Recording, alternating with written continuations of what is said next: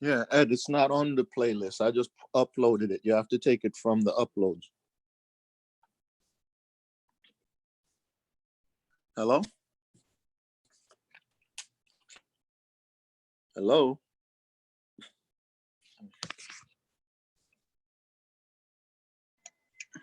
Yeah. Hello? Yeah, I say you have to take it from the uploads. I didn't put it to a playlist. It's Marvin video and that one.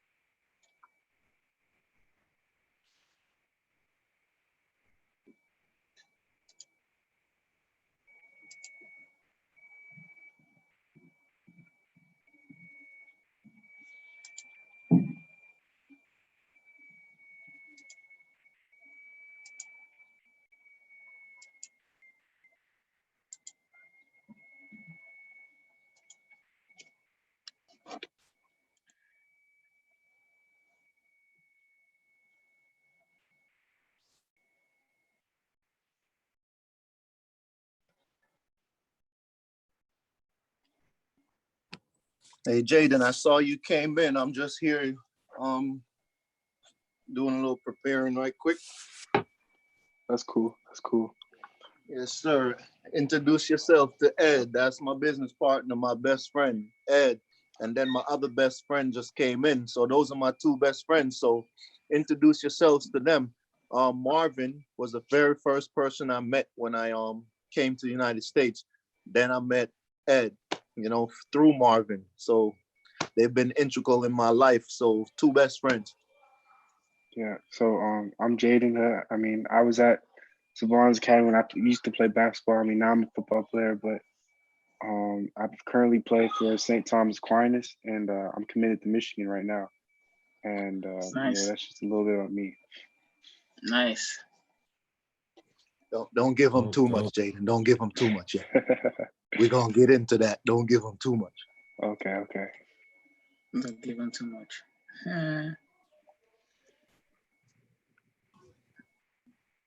Yeah, putting things together right now.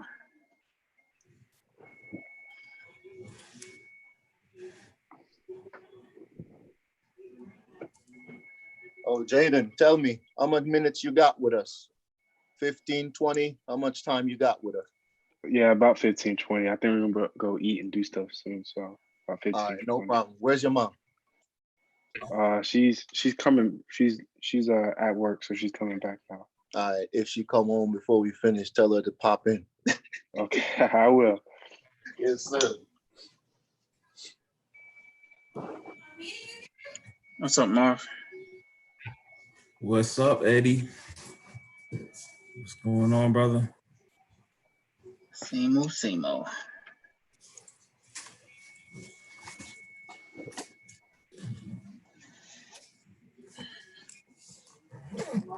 Where's Rod at tonight?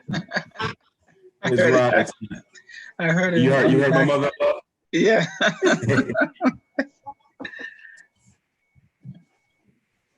I'm going out. Where you going? Where's Rod at tonight? I'm going up to what? You should be here. You already know, Mr. Rod.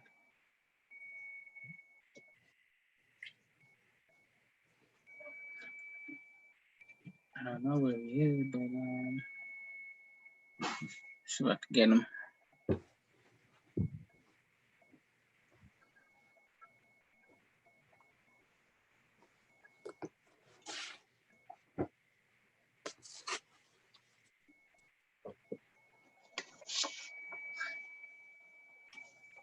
Yes, sir. Yes, sir. You lost Dominic? Or is he still there? No, he's Here. Dominic, I don't see Dominic. I see Jaden still there. Okay. What's up? Dominique came in and left us. What's up with that? Twice. Twice? Mm-hmm. What's wrong with Dominique? Maybe he's having some technical difficulties.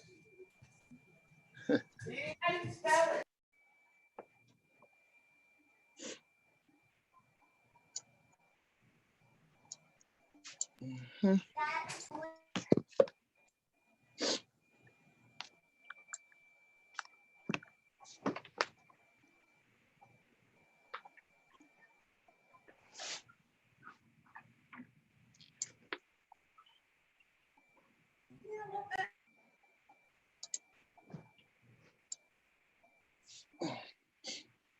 All right, Jaden, we got 15 minutes of your time. So, Ed, bring us in. Bring us in, Ed. Yeah, I bring you in.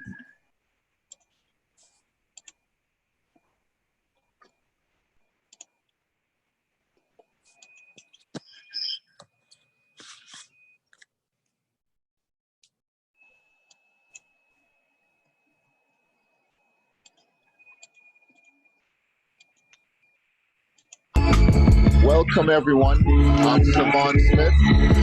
I'm Wookie Kali. I'm Edmund Bellevue. Our seminar is brought to you by www.foundedplayers.org.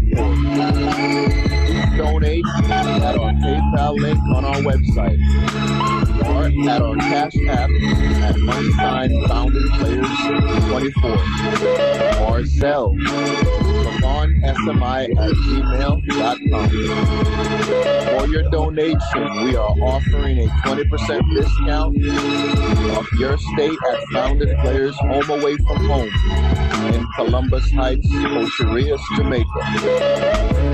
Treat yourself to a well-deserved vacation with your 20% discount on your stay at our property. Please share our organization and property with your family and friends. Book with us. About us. We are an organization created to teach financial literacy to children and adults. Our seminars will educate people in areas such as managing credit, making investments, buying a home, life insurance. We want to use these financial seminars to educate people who would otherwise not be learning about these crucial topics. The Home, located in Ocho Rios, Columbus Heights, your home away from home. A private hillside condo overlooking the beautiful bay and city view.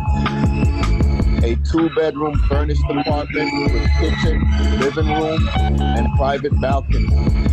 Included are our great amenities such as a pool, gym, Wi-Fi, and household essentials.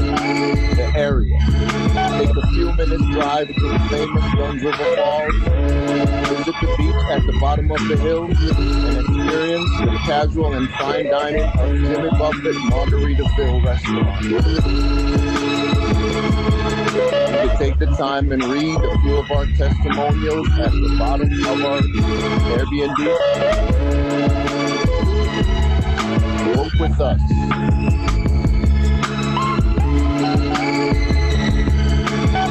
Thank you, everyone, for supporting Founded Players. Play from home.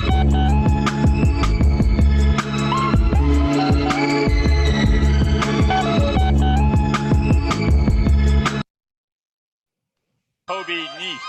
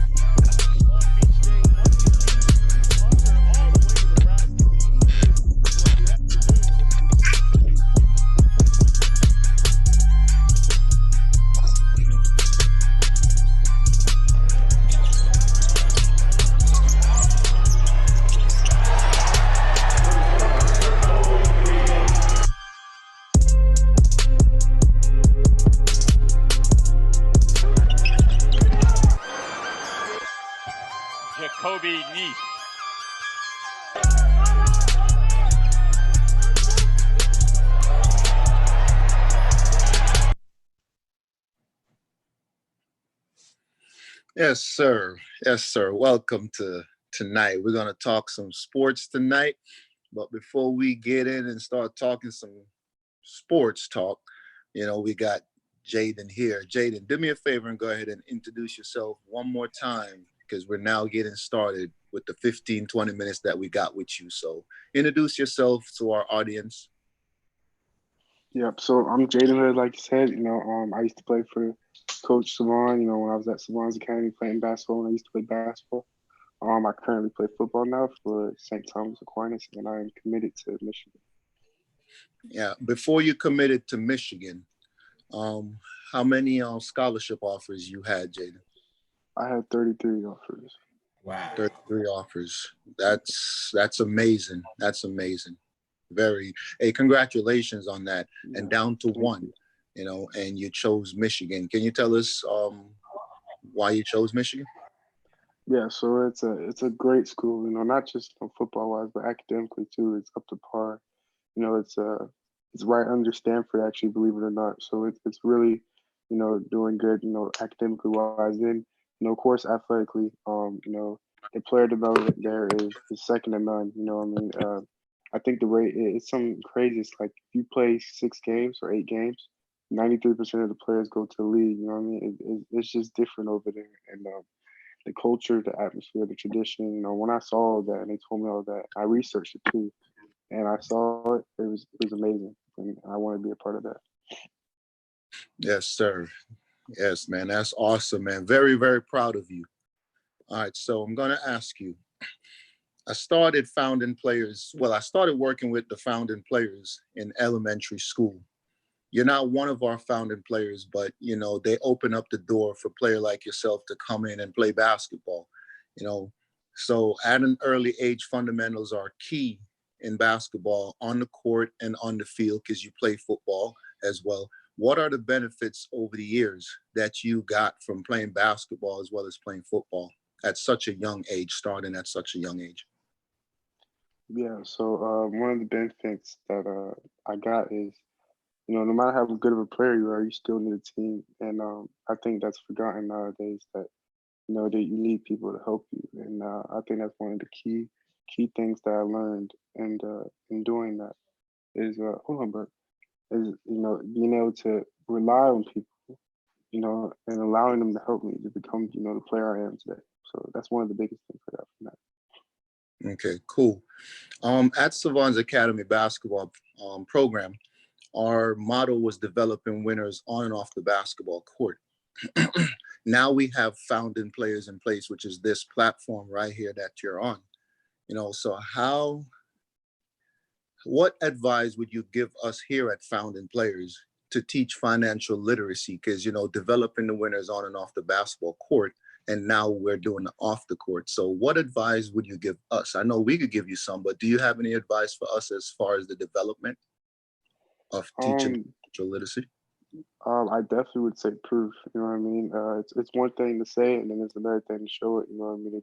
If you can be like, this, and that, and then you can be like, well, this is the result. Because I definitely think it'll catch a lot of more ears and eyes and a lot more attention when you have that.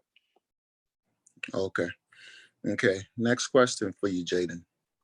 What are your thoughts of me calling this organization Founding Players based off of the fact that these were the kids that started Savon's Academy Stars and opened the door for you? Yeah, so I think it hits it right on the nail. I think it's perfect because in the name itself, it's self-explanatory. It says these players, they founded, what you guys have today, what I have today, and it's named after them. But now they are going to show me and other players like me the way to become like them, successful. Definitely. I'm gonna let some of our partners ask you some questions because we don't have a lot of time with you. So I'll open up the floor to some of our other business partners to ask you a question. Okay. Hey, Jaden, what position are you playing? I played middle linebacker. You play middle linebacker? Yes. Okay. And so you were always, like, even when you were playing basketball, you were still playing linebacker or defense, like coming up as a kid? Yep. So coming up as a kid, I actually played a lot of sports. I did basketball with Coach Stephon, but then I did football. And when I first started playing football, I was running back and linebacker. And then I did track also. So I was a three-sport athlete. And um, and I actually played. I was in band at the time too. So I was doing a lot of things at the time. And but just football kind of stuck with it. I kind of stuck with football, and that's what I'm playing right now. That's a lot. I imagine with all that stuff on your plate, it was good to keep you kind of out of trouble and out of sorts, because I know Florida can be a nice location to get into some stuff. That is true. That is definitely true.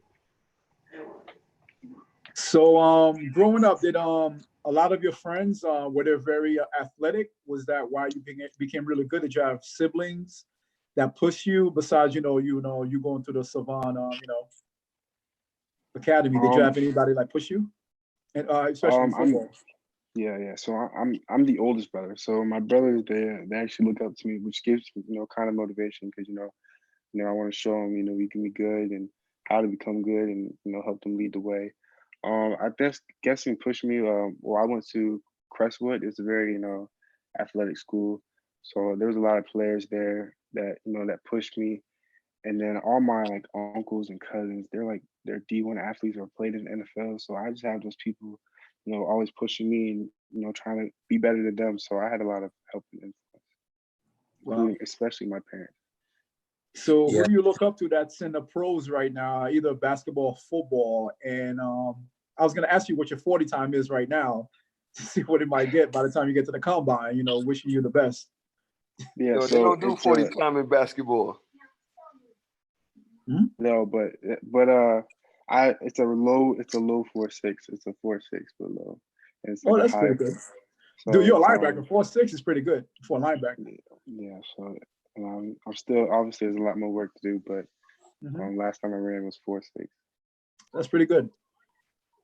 I got a question. Who do you want? Do you emulate yourself after any pro players right now, or take? So my favorite player is definitely Bobby Wagner, and I love watching him play. Just love listening to him talk. He does a lot of interviews on how he dissects plays and stuff. So I love listening to him, his instincts and everything. So he's definitely a player I look up to. Pretty cool. What position does he play? Is it linebacker also? Yeah, he also plays linebacker. All right. Were you ever did you ever play any other positions? What made you want to decide to, stick at linebacker? Well, I played running back, like I said, and I was actually pretty good at running back, but I don't know. It's something about defense. I just fell in love with it, and I just wanted to stay with it. So you got tired of being hit, so you want to be the one, laying the hits. Exactly. Hey, just to jump in, Jaden, you did the same hitting on the basketball court, and that's one thing I loved about you. It wasn't just about scoring. You brought defense, so it's only fitting that you love football, because you brought that mentality to the basketball court. We could always count on you to hit somebody. I can remember you coming out the games and you would say, "Coach, who you want me to hit?"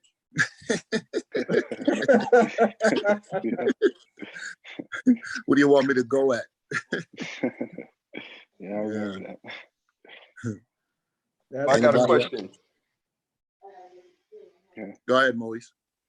So, as a linebacker, who's your favorite linebacker? And would you rather play the 4-3 or 3-4 defense? Yeah, that's a good question. Like I said, Bobby Wagner is my favorite, and 4-3. See, it depends on who's running it, because that's a very good question. I personally like the 4-3 because it's just less offensive linemen coming at me, but it just kind of depends on the system and who's coaching it and how he wants it scheme. But I prefer 4-3. So what linebacking position you play? Middle linebacker, inside linebacker, outside, weak side? I play middle, so I'm right in the middle. Play middle? Yeah. Oh, so do you guard tight ends? I do occasionally, yeah, I do. So those are fun. Those are always fun. Okay. The big ones. So I'm assuming you're pretty good in coverage when you covering the tight end.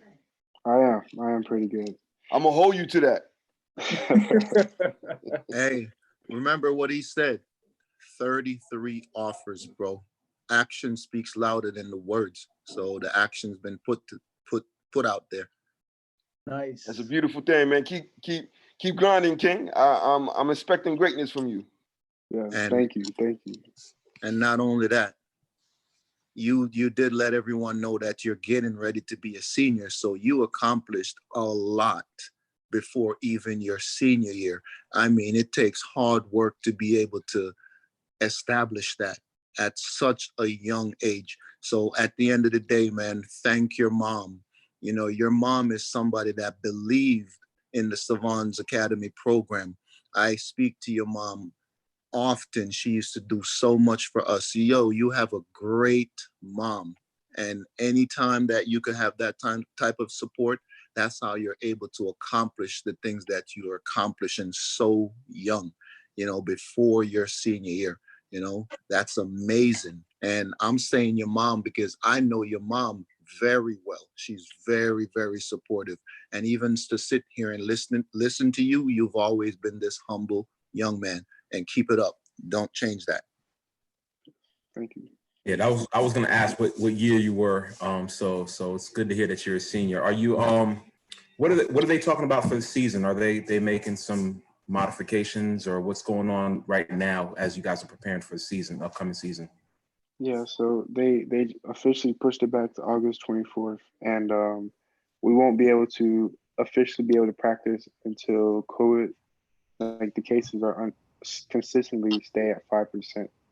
And so it really just depends on Florida. If it does, if Florida keeps their mask on and keeps their social distancing, then we'll have a season for sure.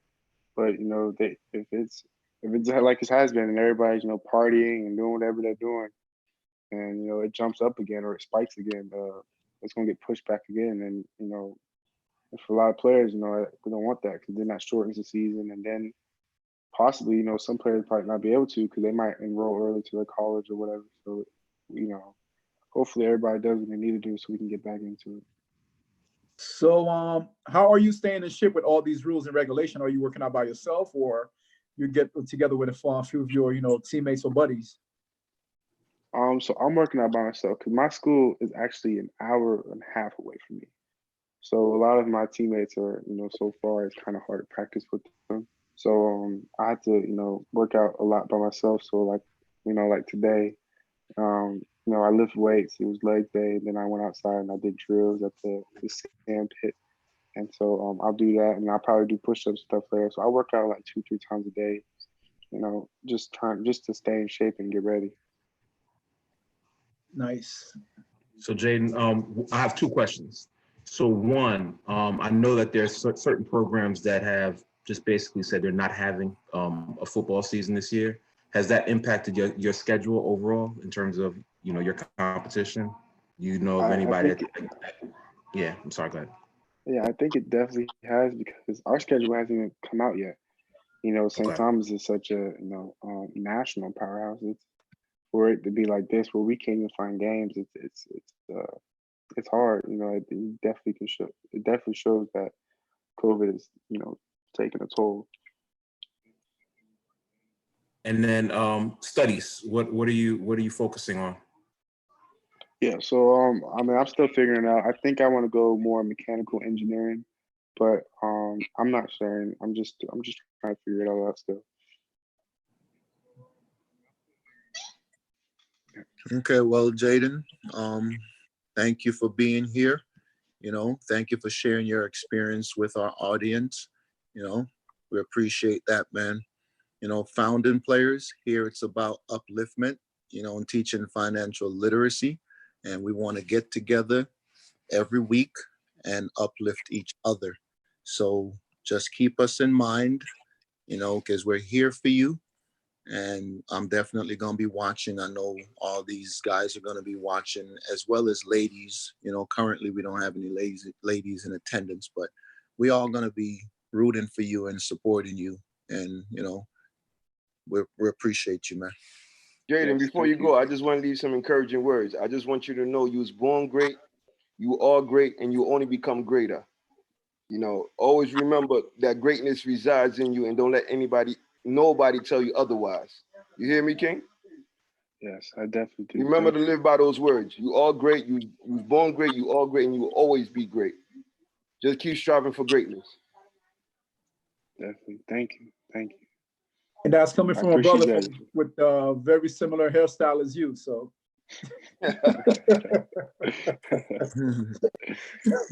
Shake it, shake it, shake it. there you go. Yeah. Hey, hey, Appreciate- hey, hey, hey. Hey, you're a rookie, Savon. Come on, It's not Savon. there yet. Well, I appreciate you guys having me on the call. Really do. Yeah, definitely. Now you can watch us on YouTube and do whatever you're doing, because we're gonna keep this thing going. It's gonna be a long night because I'm gonna be talking some mess up in here. I definitely will. I definitely will. All right, man. And good luck See in your you guys upcoming later. season. Yo, Savon, you got a jumper, man. I see you on fire with the jumper. I see you on fire. Oh Lord. Moise, you like the fire, huh? You like the fire, huh? I see you on fire hitting 7 straight. Hey, I do that on a regular, man. You said on the regular. You said on the regular. Nah, but it's the truth though. You must be Steph Curry. Nah, but it's the truth. I'm actually a big fan of Steph Curry. I mean, I'm glad we just jumped right in because, you know, now we could talk about, you know, the past players and we could talk about the players now as well. You know, I'm a Michael Jordan fan, you know, Of course. and then Kobe, you know, but right now, definitely Steph Curry is my favorite player right now. And the reason I like him so much is because of the shooting ability. And I'm a firm believer in don't take no shots unless you're gonna make it. You know, don't just throw up the shots. And I feel like he takes shots knowing he's gonna make it. And of course, Klay Thompson is right there as well. But you know, I just never seen anyone shoot the ball like that. I like the Ray Allens, you know, and I like Reggie Miller, you know, but it's just amazing. I didn't even think no one can come and shoot the ball as well as a Ray Allen and a Reggie Miller, man. It's just unreal that I can And don't see forget that. Del Curry before them. No, Del you Curry, know, Steph yeah, is- but that's his dad. You know, I'm saying I mean, we're not gonna mention everybody. When the mic is passed to you, you can mention. Oh, it's like that, Savon. It's like that. You know what I like about Steph, man. He's a success story, man, because nobody counted on him to transition to the NBA well. They talked about his size, they talked about his speed. You know, I was hoping that he would have went to the Knicks and Golden State picked him the pick right before. So I was a big Steph Curry fan. Me being here in North Carolina and seeing what he did at Davidson, but you know, it was his scouting report, man, and to what he's become, it speaks volumes. And to be so small, Marv, he's not like he's a big guy to be doing what he's doing. You know, that's amazing. Absolutely. I mean, in the scouting reports, they always talked about him being undersized. You know. Mm-hmm. Well, when you think about it, he's 6'3" and like close to 200 pounds. So in NBA terms, he's really not that small when you think about it. Because you know, NBA players are kind of. You got 6'10" guys shooting 3-pointers all day long. Hey, listen, when you playing against guys that's 6'10" and up, and you're 6'1" to 6'3", man, let me tell you, if you're doing what Steph Curry doing, you ever had a big guy drop on you? You don't, yeah. Think about it, man. You don't see some big guys out there dropping on a man and he dropping buckets on them. I mean, that ain't no easy thing to do, man. I mean, look at it, like they're playing a spaced out game nowadays. This game is more spaced out. If you look at it in the 90s was more compact. They played more defense. Nowadays, these guys don't play defense. So they're able to score more. Yeah, but you had the same small guys, even smaller back in the days. So, and I played back in the days. So, I mean, I don't know how old you are, but I played back in the days. I played back in the days. I'm 40. Yeah, well, I got you. I'm 40. You know, well, I got you. So, you know, I mean, we all got our opinions, but I'm just saying in age wise, I definitely got you, you know, but you know, the eras are different. I can give an experience. I remember leaving high school and I said to myself, before I left, I was like, man, we got some talented dudes. This is amazing. Then I left and I was like, man, the talent is going to go down. And I think it went down for about a year or two, or maybe a year. And I wasn't really interested that much in coming back and kind of watching the next group of guys because I'm like, they're not gonna do anything. And then give it a year or two, I'm like, whoa, these guys are really athletic, you know, because I felt like they learned from us. You know, you always want your child or your children to be better than you. So I would figure if you're teaching your child, you teach him your skill and want him to develop more than your skill. You know, so the only thing I would say about today's players is they may not work as hard as we did, but the things that they're doing, we weren't doing it. We were, but not to this extent. I mean, I would say that they need to think the game a little bit more. You know, everything is faster paced now, so they don't spend the time, you know, going over the details. They like to hurry up and play, just like practices. They rather play 5-on-5 than work on the fundamentals, you know, to where it's going to help you in the 5-on-5, you know, and learn situational basketball. So they are talented though, you know, but when you talk about defense, yeah, they don't play defense anymore like that because they not telling you to play defense. They want it to be fast paced. It's not like they can't, you know. So let's just say you took these kids and you say, hey, the game is going to change. Then it'll be more like how we played back in the days. So that's my thought on that.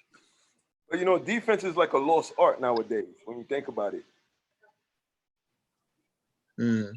I don't think it's a lost art. I think the NBA came out with all these rules to favor the offense. Absolutely. Just like the NFL, Absolutely. because they feel like, you know, the more points of the score, you know, the more the fans will be interested or want to come to the games. Well, you know, which I understand, you know. But the funny thing is, the more they try to favor the offense, the better defenses get. You know, they're like, okay, you want to, you know, play this game, you know, we'll figure it out. Well, mostly for the NFL, because I know the NBA, a lot of people we already know the Pistons and the Celtics. Yeah, even the Celtics played kind of rough back in the days. They would not last in today's NBA. The 80s and the 90s Pistons, man, they would not survive in today's NBA. Why you say they would not survive? Wait, hold on.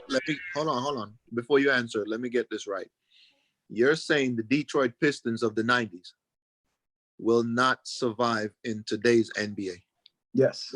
Explain that one. Oh, you mean because a regular foul back in the 90s and 80s is a technical foul. Well, a hard foul in the 90s and 80s is a technical foul today. That's true. That is true. That is true. Like a hard foul, not a regular foul, a hard foul. You know, like we all, you know, saw The Last Dance where they put Michael Jordan through. Well, they put every team through it, but it was Michael Jordan's, you know, Last Dance. But they put everybody through it. Those guys, they would have been suspended, and a quarter of their paycheck would have been taken away. That's true. For the amount of fouls they were, you know, laying down on the league. Not just Michael Jordan, but on the league. Just like the NFL, like Ronnie Lott would not be Ronnie Lott in today's NFL. You know, so. All right, so let me ask you this. You said that, and again, I'm not disagreeing with you, but I'm just gonna bring something else to the table, you know, to see if you're correct. All right, so you said Detroit would not last in today's NBA because of how hard they play and because of how they fouled people and how many technicals they would receive. So let me ask you, in today's NBA, which he ain't too far out of the NBA, he was just there. So what was Ron Artest doing in today's NBA? No. Well, the thing is, a lot of today's NBA players, not too many would would fit in the 90s NBA play style. Artest would definitely fit in. Ron Artest would definitely fit in. You know, these hardcore, you know, what was his name? He changed to what's his name? Meta World Peace. Meta World Peace. I actually He's played like against him back in the days. He's the modern day Dennis Rodman, you know, but he isn't Dennis Rodman. He was the closest thing to Dennis Rodman. So my point is, you know, today's leagues, they've softened it up, you know, to favor the offense. I get it. It's a money, you know, they're in it for the business. They kind of, it's a sport, but at the same time, they got to protect their stars. You know, think about it. If LeBron was getting fouled, if Steph Curry was getting fouled, like Jordan and Larry Bird and Magic Johnson was getting fouled like back in the 90s, dude, you'd have been going to jail in today's league for putting their players at risk because their players are, you know, investments. Back then, you know, they just looked at it as a sport, but now they're like, no, it's a business. It's a business decision, which I learned to understand. And like years ago, I hated it. I was like, yo, why are they softening the league, man? A lot of fans hated it, but then we came to understand, you know what? It's a business decision. You have to protect your superstars. Well, Savon, I'll tell you this, Savon. The 80s Pistons, right? They could survive today, offensive-wise, but defensive-wise, they can't. Offensive-wise, they had scorers. They had microwave Vinnie Johnson. You know, they had Joe Dumars at the shooting guard spot. Isaiah Thomas was a killer. Even Bill Lambert, he averaged a double-double in the heyday of the Pistons. You know, so offensive-wise, they would have been able to manage going up and down the court. But defensive-wise, a lot of those players would have got suspended. Dennis Rodman, when he was skinnier, before he started dyeing his hair, John Sally would have got suspended. Bill Lambert definitely would have got suspended. I have a beautiful. I think it's a different game, though. It's a completely different game because you know back in the 80s and 90s, you had low post players. You don't have low post players in today's NBA. Fact. You know, everybody shoots 3-pointers. You know, you got your 7-footers out on the 3-point line. So it's a very different game. You know, so yeah, the Pistons, you can't, you know, you're gonna drive to the hole and you're gonna get, you know, mollywopped, you know, but now these big guys don't want to drive to the hole. Everybody wants to shoot jumpers, you know, so it's a very different league. It's a prettier league now. A pretty boy league. And to piggyback on what Rod said, you know, the NBA definitely takes steps to protect their stars.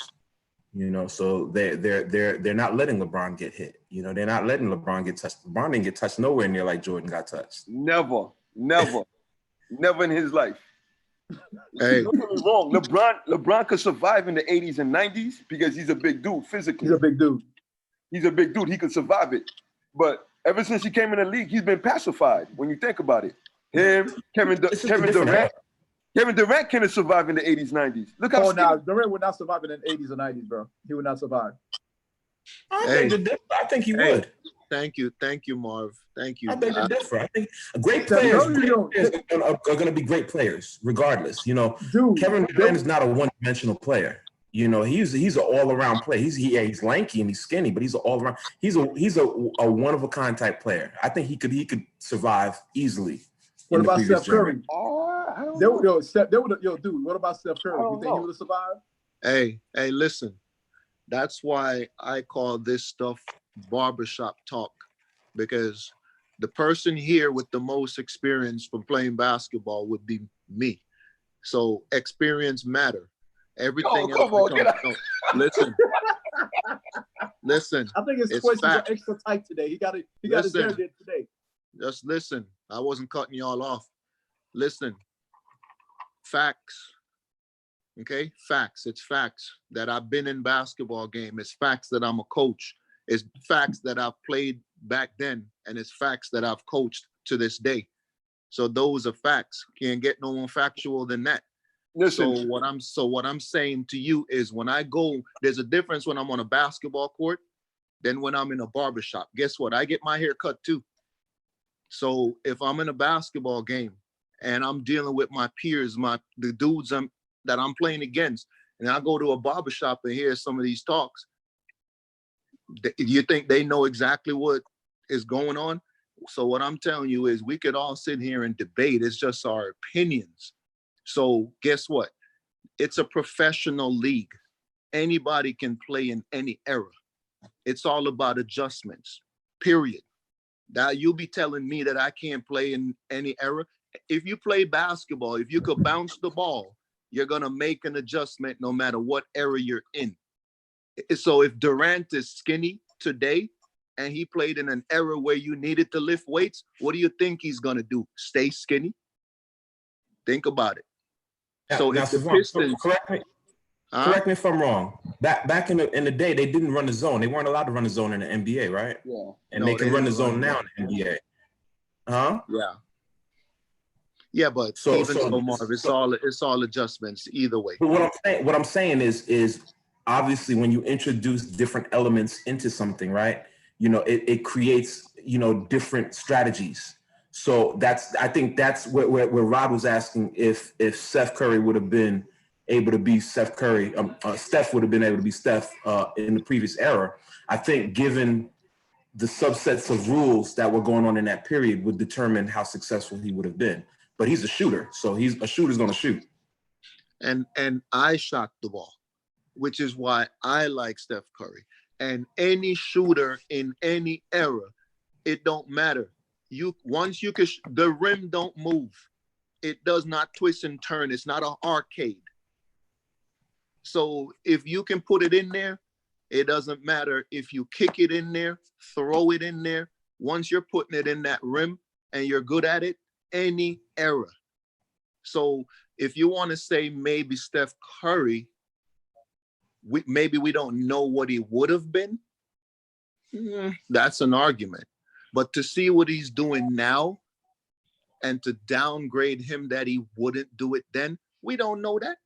Listen, I beg to differ. I'm gonna tell you why. Because the amount of shots he's taking right now that's wide open, he wouldn't be able to do that back in the days. And that's a fact. And I'm gonna tell you why, experience or not. Because the way they play defense, the way they've been on these guys, look at Reggie Miller. You see what he had to do to shoot all those shots? You know how many picks he had to run through? You see how many picks he had to run through to get, and he averaged 3.7 3-pointers a game in his career. Because the game was slower, it's more strategic. Exactly. That's what I'm trying to tell you. So Steph Curry, he would have still been effective, but he wouldn't be taking as many shots as he takes now, especially 3-point wise. We're not talking about as many shots, guys. Reggie Miller was a catch and shoot guy. Yeah, we're not talking about as many shots. Reggie Miller is looking for a shot. Steph Curry is a point guard. He has the ball in his hand. When I played with point guards, they always had the ball. They could shoot 100 shots if they really want to. They're shooting, they're distributing. Give the person the ball. And Isaiah Thomas, he could play in this era, that era, any era. He's still going to take the 20 shots. You can take 20 shots now. Great players still taking 20 shots. Great players are taking 20 shots then. But he would have took it to the even more. You know why? Because now they would have kicked him. They would have took him off from the 3-point line. Steph Curry would have been taking more layups than he take now. Wouldn't you agree to that? Look, I'm just saying to you guys, I get what you guys are saying, but I don't know, and you don't know. None of us know. We're just having a debate. That's all it is, you know, because unless I actually played in that era, I wouldn't know. You know, all I know is this: facts, it's fact. When I played back in the days, the things that I learned and I do it today, these guys can't hang with me. To be honest with you, like, think about it. They can't hang with me because of the skill set that I have, that I learned the mentality. So I think the players from back in the days could definitely play in any era because of the mindset that we got. Cut people down to size. If you're a small dude, you learn how to cut somebody down to size and you think about that. You know, like, it's a thinking game as well. So when I play, you know, guys these days, and at my age, I can still cut them down to size and possibly beat them. But I'm not going to be naive and be like, there's not a bunch of guys that can bring it to me like I'm bringing it. I'm doing that to some of the guys. You know, so you're talking about today's NBA. You think it'll be that easy for me to just bring that mentality that I'm bringing at a high school level, you know, or some college level? You know, it's the NBA we're talking about, man. People make adjustments. You know, if a guy see me doing a little dirty work from back in the days, he might adjust to that. You know, so we don't know what Steph Curry or any one of these guys would have been back in the days, and we don't know what the guys back in the days would have been today. But I just know that it's either way, it's the NBA, it's professional basketball, and it's proven because guess what? When Michael Jordan played a lot of years and eventually was almost out the door, the kid from high school or the kid from college came in and was still giving it to Jordan, and I'm a Jordan fan. You know, so guess what? Kobe was still neck and neck. Jordan was still Jordan. So guess what? When you spend 20 years in the league and a kid come in 2 years playing with you, isn't he playing from another era? So I mean, when LeBron James spending all these years in the NBA and his son makes it there, his son can't play in today's NBA. So I kind of look at it like that. So, but I think I used the wrong choice of words. I don't think we were saying that there would not be NBA players. What we're saying, the strategies, which you're 100% correct. The strategies would have been way different, but they would have been taught a few lessons multiple times, because they would have went WWE on them a few times on the court to teach them a lesson. And we all play basketball on the court, man. The basketball court in our neighborhoods, man. You don't play no basketball. No. So, but I will see you. So I will see you. Okay, right. But we'll leave that for the future, man. I will see you. But right. My point. You play football. Oh yeah. I was more of a football player, but like homeboy, like Jaden. That Jaden, that was just on, man. So far we'll get run over. But like I was saying. Wait, hold on. Where did he come into this? You think I'm gonna go play football against him? No. Well, on the basketball court, like you said, you come and ask your coach who you want me to hit. That's gonna be me hitting your butt. So, like I was saying, the strategies were different in the 80s or 90s. The whole point is, some of these guys are the superstars now. They could have been superstars back in the days, but these easy baskets they'd be getting would not have been that easy back in the 80s and 90s. That's our whole point. We're not saying Durant would not have made it, been an NBA player. We're just saying those easy baskets, nah, bro. Like the Knicks, I know you remember the Knicks, not just the Pistons, even the Celtics. Dude, you go into the hole, dude, you're gonna get taught a lesson, not to come down the lane that it's not like a pillowcase. But dudes are not driving to the hole like that right now. It's a transitional game, They're pushing the ball, and that's where they're driving to the hole. They're not trying to drive down the hole and take it to the big man. No. The whole game has changed. Like we stated before, we were just saying how easy, much easier it is for the players. The defense. That's why I brought up the NFL. A lot of NFL fans are like, what is going on here?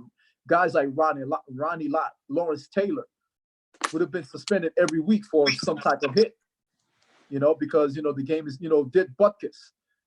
Things are different now. You'll be suspended every week for your thoughts. I like how Savon appeared and disappeared. Yeah. I was going to say something, I'm going to keep it clean. I'm going to keep it clean. But Savon just said something very important. A lot of these players, if they played back in the days, they would have adjusted to the game because, the game is the game.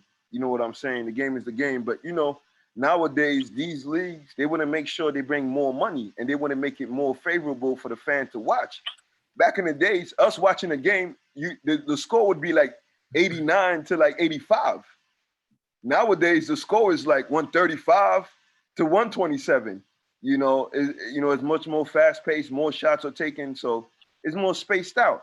Don't get me wrong. I enjoy watching the game now, but to add to your point, in today's game, they use a lot of analytics. So yeah, they do. Everything is data driven, and that's what's pushing, their decisions. We're going to shoot more perimeter shots. We're going to do this. We're going to do that. It's all analytic. It's more analyzing as opposed to X's and O's. in today's game versus the previous generations. I'm sorry, Moise, keep going. Very true. That's basically the point of, So the funny thing is, like, he said, "I'm sorry, Moise." Keeps going. Okay, Marvin, I'll answer this. Marvin, actually, this conversation came up recently where one of my one of my coworkers, he was saying how, we're talking about how they make it so easy for kids in sports. Let's just say, even when the kids lose, they give them a trophy instead of telling them to try harder to win the next time around. So Savon, you being a coach today, what do you think about that? This whole rewarding, I don't want to say failure, but rewarding the person that comes in let's say fourth or fifth, when it's usually first place or maybe second and third, where somebody that lost the game gets rewarded. We're like, no, you're supposed to teach the kid when they fail to try harder so they can win the next time around, instead of like rewarding failure. What are you thinking about that aspect of today's society? No participation trophies. I don't do participation trophies. I run tournaments. So we will give a like a thing. I didn't know Marvin. I didn't know Marvin was Savon, but go ahead, Marvin. First of all, before he said Savon, he said Marvin. First of all, so that's number one. So if you want to play the tape back, before he said Savon, he said Marvin. Run the tape back. Ed, run the tape back. Run the tape back, Ed. Run the tape back. Yo, rewind that selector. Rewind that selector. But yeah, Savon, you can definitely speak on it, but I don't believe in participation trophies. I've had discussions with some of my parents about stuff like that. I don't do participation trophies. It was a big discussion years ago when they started doing it. I was like, hold on. The loser, you don't want to call a kid a loser, but it's like they have to learn that in society, man. You're gonna fail. You're not always gonna be like the winner, and then you lost the game, you're getting a trophy. That became a huge discussion. People are like, oh, you cannot have a kid, feeling like, they fell. That's part of life. That's part of life. Absolutely. That's what makes you stronger. Absolutely. Well, I'll put in my 2 cents on my thoughts about that, because I played, and then I ended up coaching in today's game. And, kind of like what Marvin is saying as well, that, I don't really like giving out participation trophies. I rather talk to a kid and tell him, you need to work harder, or, give him some tough love, or give her some tough love, him or her, and I think one of the reasons why you have that, because I've coached, all of these younger players, and not all of them is given that, but majority are given that opportunity.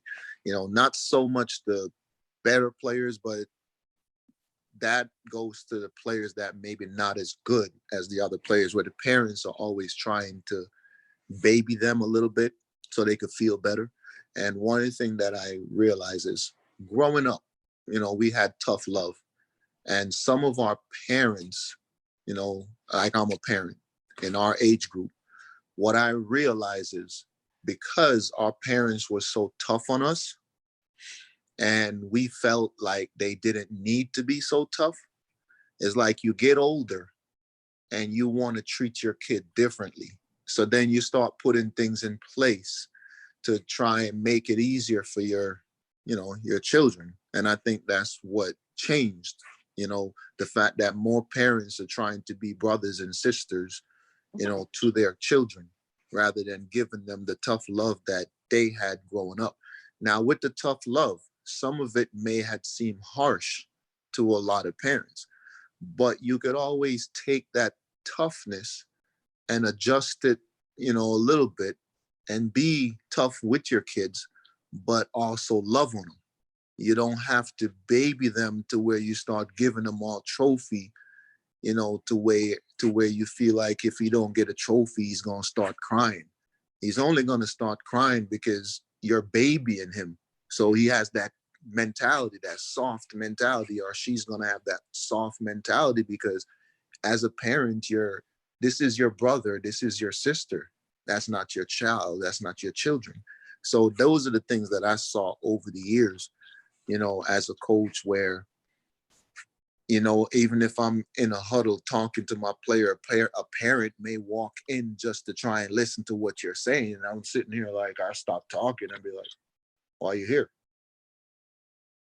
You know, you're not supposed to be over here. Why? You just walked over here? Like, because you want to hear what's being said to your child? You want to coach this team? You know, and I never like stuff like that. I'll stop talking.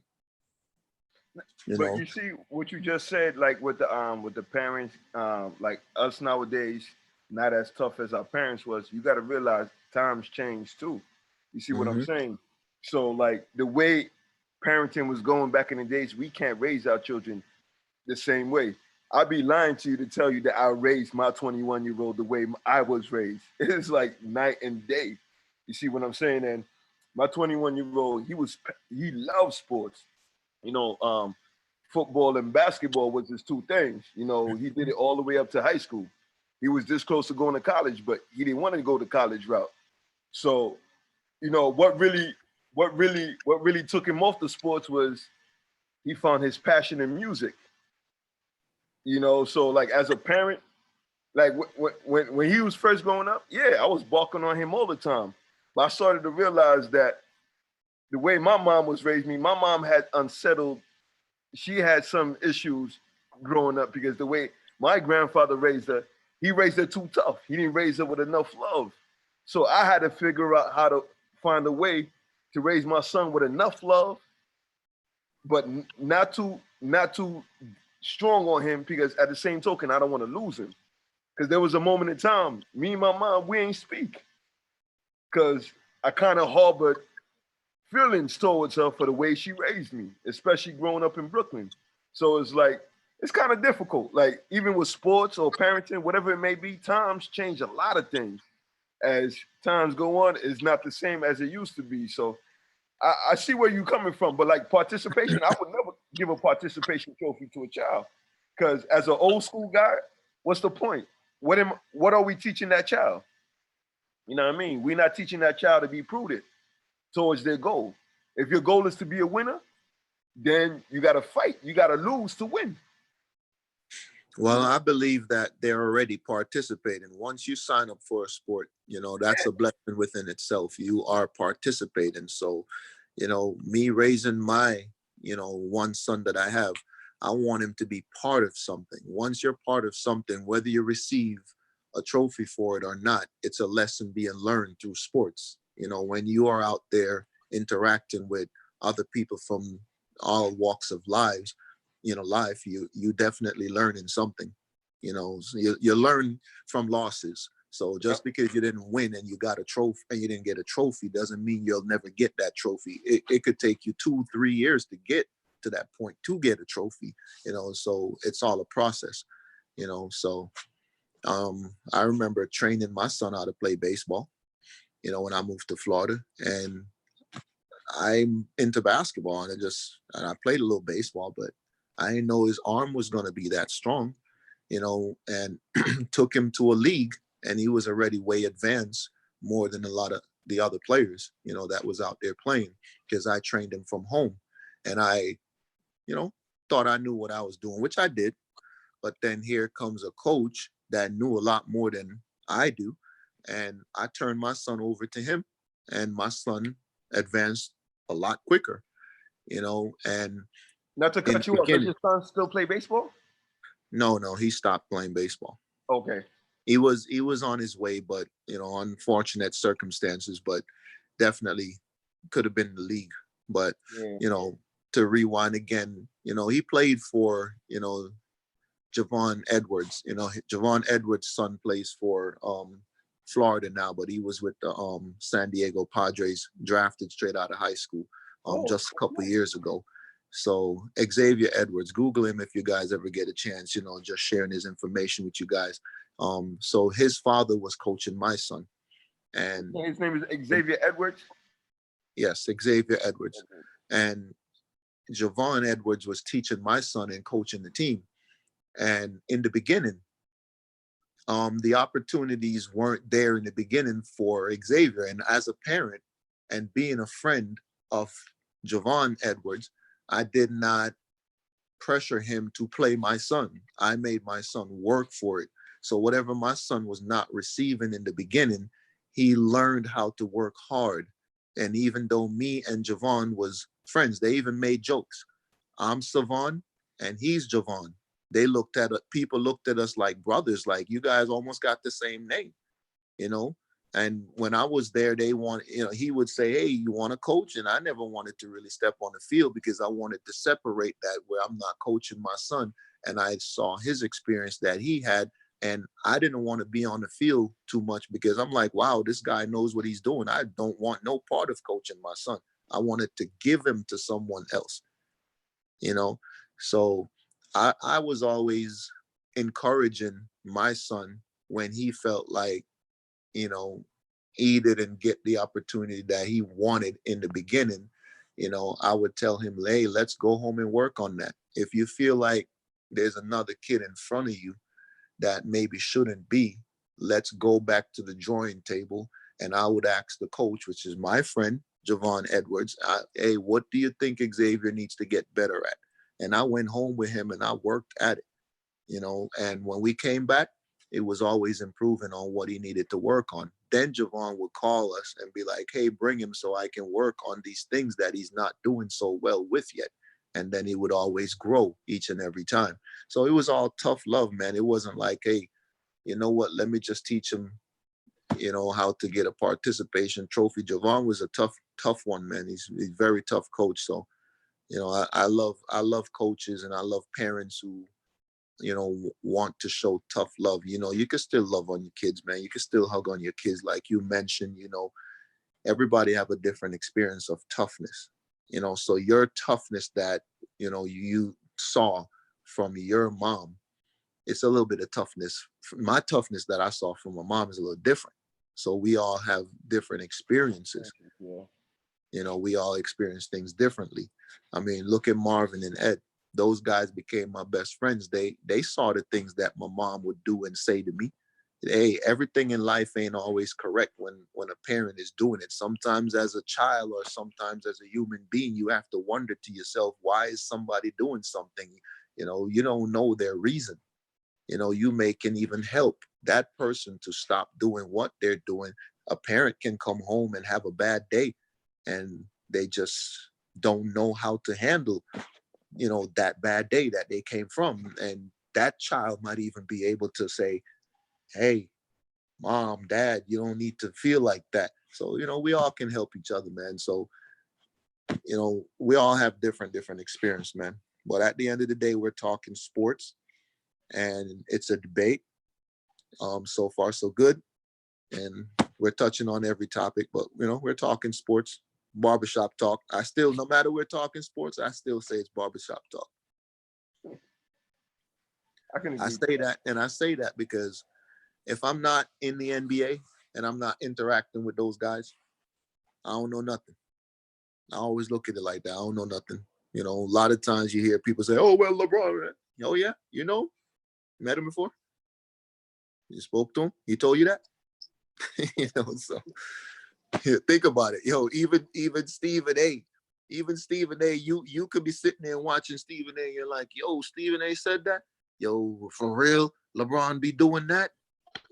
Yo, Kobe be doing that. Yo, Stephen A. said it. That means it's etched in stone. Yo, if Stephen A. said it, I believe it. You know, nah, man. It's like, yo, when I'm watching sports shows, man, I don't care what they say. It's all entertainment, man. That's basically opinions. Yeah, it's entertainment. Basically opinions. You know, we watching them to hear their opinion. Yeah, and it's fun. And Yeah. it's fun. I won't lie to you, it's fun, you know, but I'm not gonna take it to the bank and cash that check. Oh no, I know. At the end of the day, the way I look at it as a healthy debate. You know what I mean? Because we just depend our point of views and the way we see, you know, a certain situation or a certain person, depending on what the circumstance may be. So, you know, I just look at it as a healthy debate. The barbershop talk is just a way to, you know, for men to build together and just see from different point of and women. Don't leave them Oh out, yeah, man. can't forget the women. Yeah, can't forget the women. Yes, sir. Women be talking to. Then we can't Don't get a woman that loves sport talk start talking to you.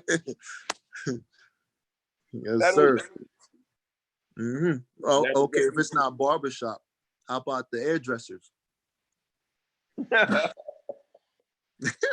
Same thing. They start talking about their girlfriends and their boyfriends. Hey, So far, you really went there, huh? I went there, boy. Some of those things ain't no facts. Oh man, I thought you were gonna say sports when you said that boyfriend and they whatever. I was like, oh, this guy really went there. No. I don't mean it like you thought, Rod. I don't mean it like you thought. I mean like, they're either talking about their girlfriends or they're talking about their man. That's what I mean. Well, it's funny you just said that. I would love to have a female come on and be like, what is the difference between a barbershop talk and a beauty salon talk? Well, I never really thought about that until you brought that up. Well, because when you're in a barbershop, I mean, there's more guys because guys more get their hair cut, and for women, when you're in a beauty salon or whatever, your hairdresser, your senior hairdresser, it's more they gonna be talking about their relationships, their lifestyle, what's going on in the parlor, anything. Women talk about a lot of things.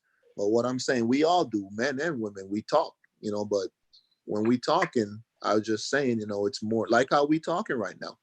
It's just, it's a good conversation, but it's not everything that we're going to be saying makes sense. It may make sense to us, but sometimes, man, we just be talking, man, in circles. You know what I just thought about? You know why a lot of guys, especially when we're into sports, especially, our football, or, just watching sports, on our, couch or our man cave. Isn't it kind of funny how when guys see a woman that's really into sport, it's like we give them more brownie points, like an extra tunnel, like, she could be beautiful, sexy, you attract to her, but then when she says she's into sports and you're like, oh my God, you're into sport. It's like another level of attraction, because we run into, I was like, wow, maybe we should have a female come on and we could talk about that a little bit more. When you run into a female that has like passionate about sports. Now, I'm not talking about just an athlete, but I've noticed that, whenever I've done it where I've come across a female, oh my God, I watch football. I'm like, you watch football? Now you have more in common for you to do. It's almost like, running into a female that, that's a chef and you're a chef, a female that's into something, going to the shooting range or fishing, whatever it might be, now you have more things in common. So that was, that's why I was like, oh, the beauty salon, like, what do they talk? We know, they mostly usually talk about, relationships and guys are more into sports and go to the barbershop. So. Well, I mean, remember this past Wednesday, we had our interview, with Evan, and remember what he said? You want to find that person that matches up well with you. So if you're into sports and you go and you come across a woman that, is into sports as well, of course, it's going to drive your ego. It's going to boost your ego and you're going to start feeling great about that. If you go and you're talking to someone that's not, they don't like sports, it's going to make you wonder and think twice about that person. But, that's why it's important for us to choose our mate wisely, man, because if you bring a child into the world, at least both of you, can relate to the things that you've gone through in life, So if sports is an important part of your life and, of both of you lives, it obviously gonna resonate, throughout your life. If education, if you're a person that's big on, just education and you meet somebody else like that, because that's the type of person you want, then obviously, your relationship with that person is going to be great, so. Well, Jacoby's mom kind of said something to that effect where in the beginning when Jacoby was had to be at all these different practices, these different events, she said she was really not into it. That was not her thing. But she said over the years, it grew on her. And now she has all these different friends, parents that have kids that aren't into sports. So sometimes, you could meet somebody that could be a little bit different, because a lot of times, they say opposites attract, but then over the years, you will kind of grow on each other. Because the first thing that happens in relationship is like the first thing, you have to be attracted to that person. Because if you're not attracted, you're not going to go try to holler. Like, hey, I like this woman over here. The attraction, or, well, men are supposed to be the one that go and kick it, but usually it's the attraction. Are you attracted to that? And then from there, you see what that person's mind is. And then hopefully you have some things in common. And then that's where you go from. And then, like you said, Yvonne was 100% right. You want to be compatible with your mate. And I just thought about something. Maybe in the near future, we could probably, is Marvin still on?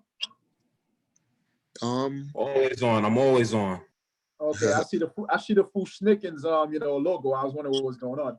But what I was trying to say, or what I wanted to bring up was bring on somebody or a couple, because we probably want to continue what Yvonne said. Even if Marvin want to do it where a couple comes on, because if we want to take it to that subject of choosing the right mate, and where they both kind of like, talk about, because right now they're saying, a lot of couples are going through divorces because of the coronavirus, being quarantined. We want to bring on like, a successful loving couple that's been together and kind of give us, the ups and downs, because relationships are getting a black eye in society right now, to kind of give us an idea, how to go about choosing the right mate, surviving in, situations like this, with this COVID and quarantine, because there's a lot of negativity being, talked about in the media. They're probably over, the numbers are probably overhyped, but I think, since Yvonne brought it up, I think probably be a good idea to bring on a couple to kind of cover that subject for the young youth, so to understand what it means to be in a relationship and to choose the right partner, what you would have to look for, what to go, what you might have to go through for you guys to survive. Because in today's society, people are so quick to want to give up on each other because of all these dating sites and social media. Oh, I could replace you in a heartbeat, because they have we have the iPhone, me, so quick to want to replace each other. So that might be something we might want to look into. Well, relationships have become, more difficult, because of what you just said, at the end there.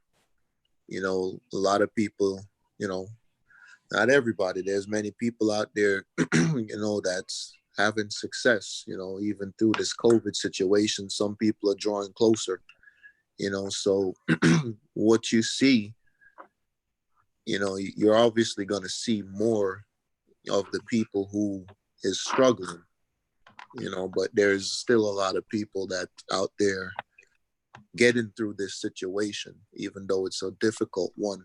Because a lot of times I always tell people, if you're in the eye of the storm and you start to panic, you're definitely not going to have, nothing good's going to happen. Nothing good's going to come from being in the eye of the storm and panicking, but it's a tough times when you're supposed to be at your calm. If you're not at your calm, you're supposed to learn how to be at your calm, because you can accomplish a lot more things, being calm than to panic. I've always been a very laid back and calm person, but outgoing at the same time. So,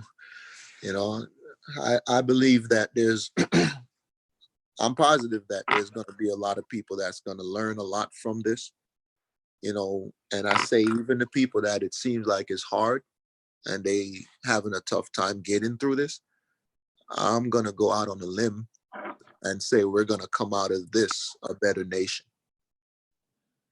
Okay. But Marvin, what do you think about having a couple come on to kind of like, being interviewed as a couple to like, teach us and going through the, the ups and downs of being a, successful and, long-term, surviving couple? Because in today's society, I don't think, you see that a lot. I've been on, hey dude, I'm gonna keep it real. I've been on dating sites where I see some females profile where the longest relationship be like 2 years on average. I'm like, well, 2 years. Or, 1 year or none. Because, my longest was like 8 years, so I'm very proud of that. But back in the days, couples, just stuck together for forever. Once they tied the knot, they stuck it out forever. But nowadays, as soon as somebody made one mistake and say the wrong word in the dating world, they're ready to like, oh, I need to try somebody else.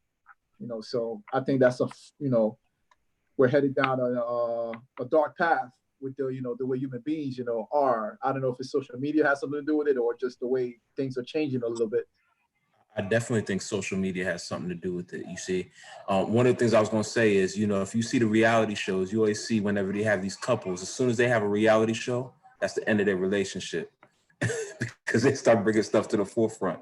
I am in our relationship, I am the outgoing person and my wife is very introverted. And so I think, she doesn't like to be in the limelight. So I think that's what works is we have a good balance, a good, I am more extroverted, she's more introverted. I'm more of a risk taker. She's more of a security person, so those things are what work. But I will say, good luck to you trying to get my wife on any social media platform to speak. I don't think it's going to happen.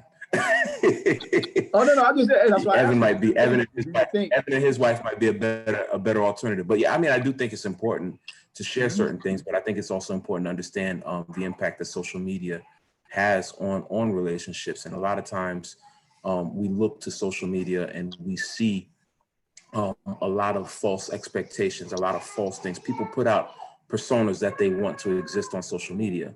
And then not only do people put out false personas, other people see those false personas and then they compare them to their reality and it doesn't measure up.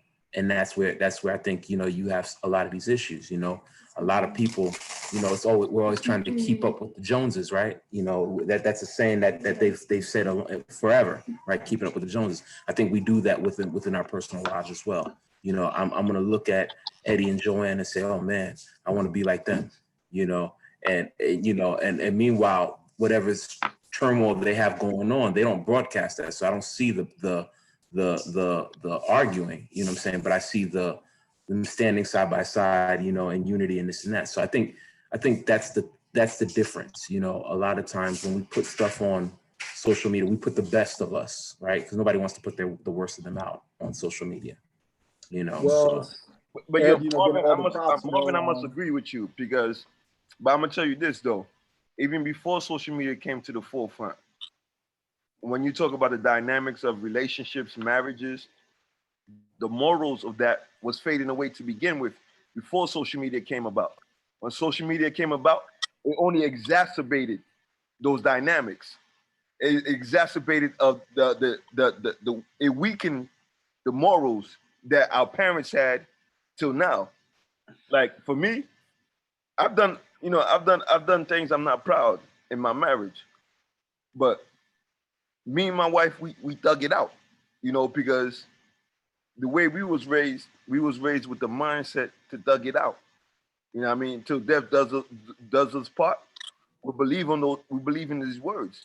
But nowadays, when you see these babies are getting married, the slightest thing that the spouse does, they quick to annul the marriage. They quick to separate. Why not work it out? And social media and friends, the mindsets, the morals are gone. How do we bring those morals back to the forefront? That's the key question. How do we bring those morals back? Do you think the younger generation believe in marriage? Well, nowadays, I don't think marriage is even in their minds nowadays. Shit, they trying to figure out how they could have two girls at the same time. They trying to figure out how they could live in polygamy. You know what I mean? They trying to figure out that's the new wave now. Moise, hold on 1 second. Ed nodded his head. Ed, you want to comment? Say that again?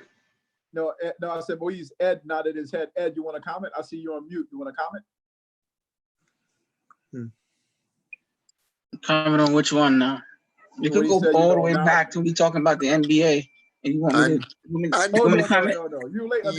I thought we were talking about sports today. The whole thing switched. Yeah, the whole thing switched. All right, this is what I'm gonna do. This is what I'm going to do. Let me go into the NBA. You guys talked about the NBA. I'm gonna bring it all the way up to the present. You guys talk. Okay. And I'm gonna make it brief. The NBA, it's changed not because of the players. It's changed because of the rules. The officials been everything's a tic-tac. It's a foul. Okay, cut. That's done. All right. Now, what was the second thing you guys talked about? Do the young generation believe in marriage and continue? No, that was like the fourth, fifth thing you guys are talking about now. You guys talked about the kids, how they seem that they get rewarded for something. Okay. Coming into trophies. Trophies, yeah. Again, they're making it again weak. It's just like the NBA making it weak by setting all these rules up with these fouls and and all these easy calls.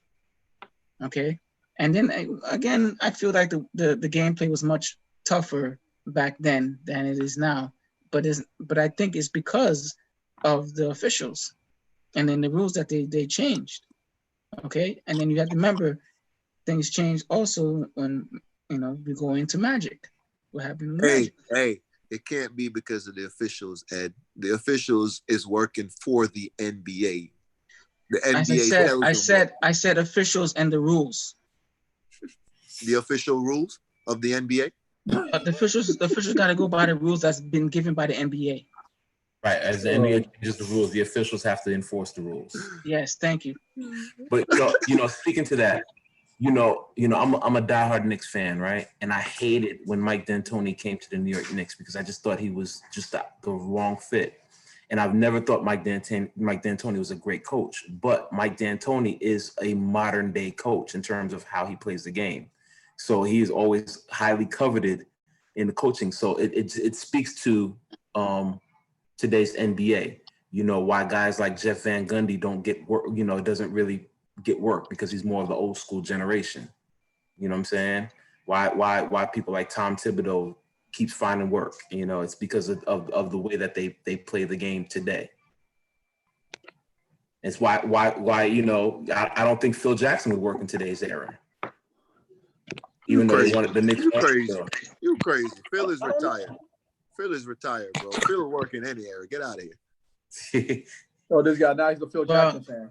Well, he loves Phil Jackson. Are you kidding me? He's a Chicago Bulls guy. This is a Michael Jordan guy, man. So Phil Jackson's part of that era. So you can't say anything bad about Phil to Bill. Are you kidding? Nah, Phil had his own way of doing his things, and I think it worked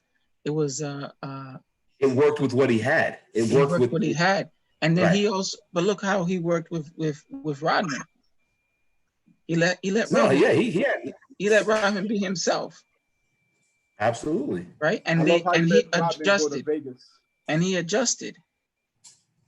All right, but they know the work ethic of Rodman. They know how he was.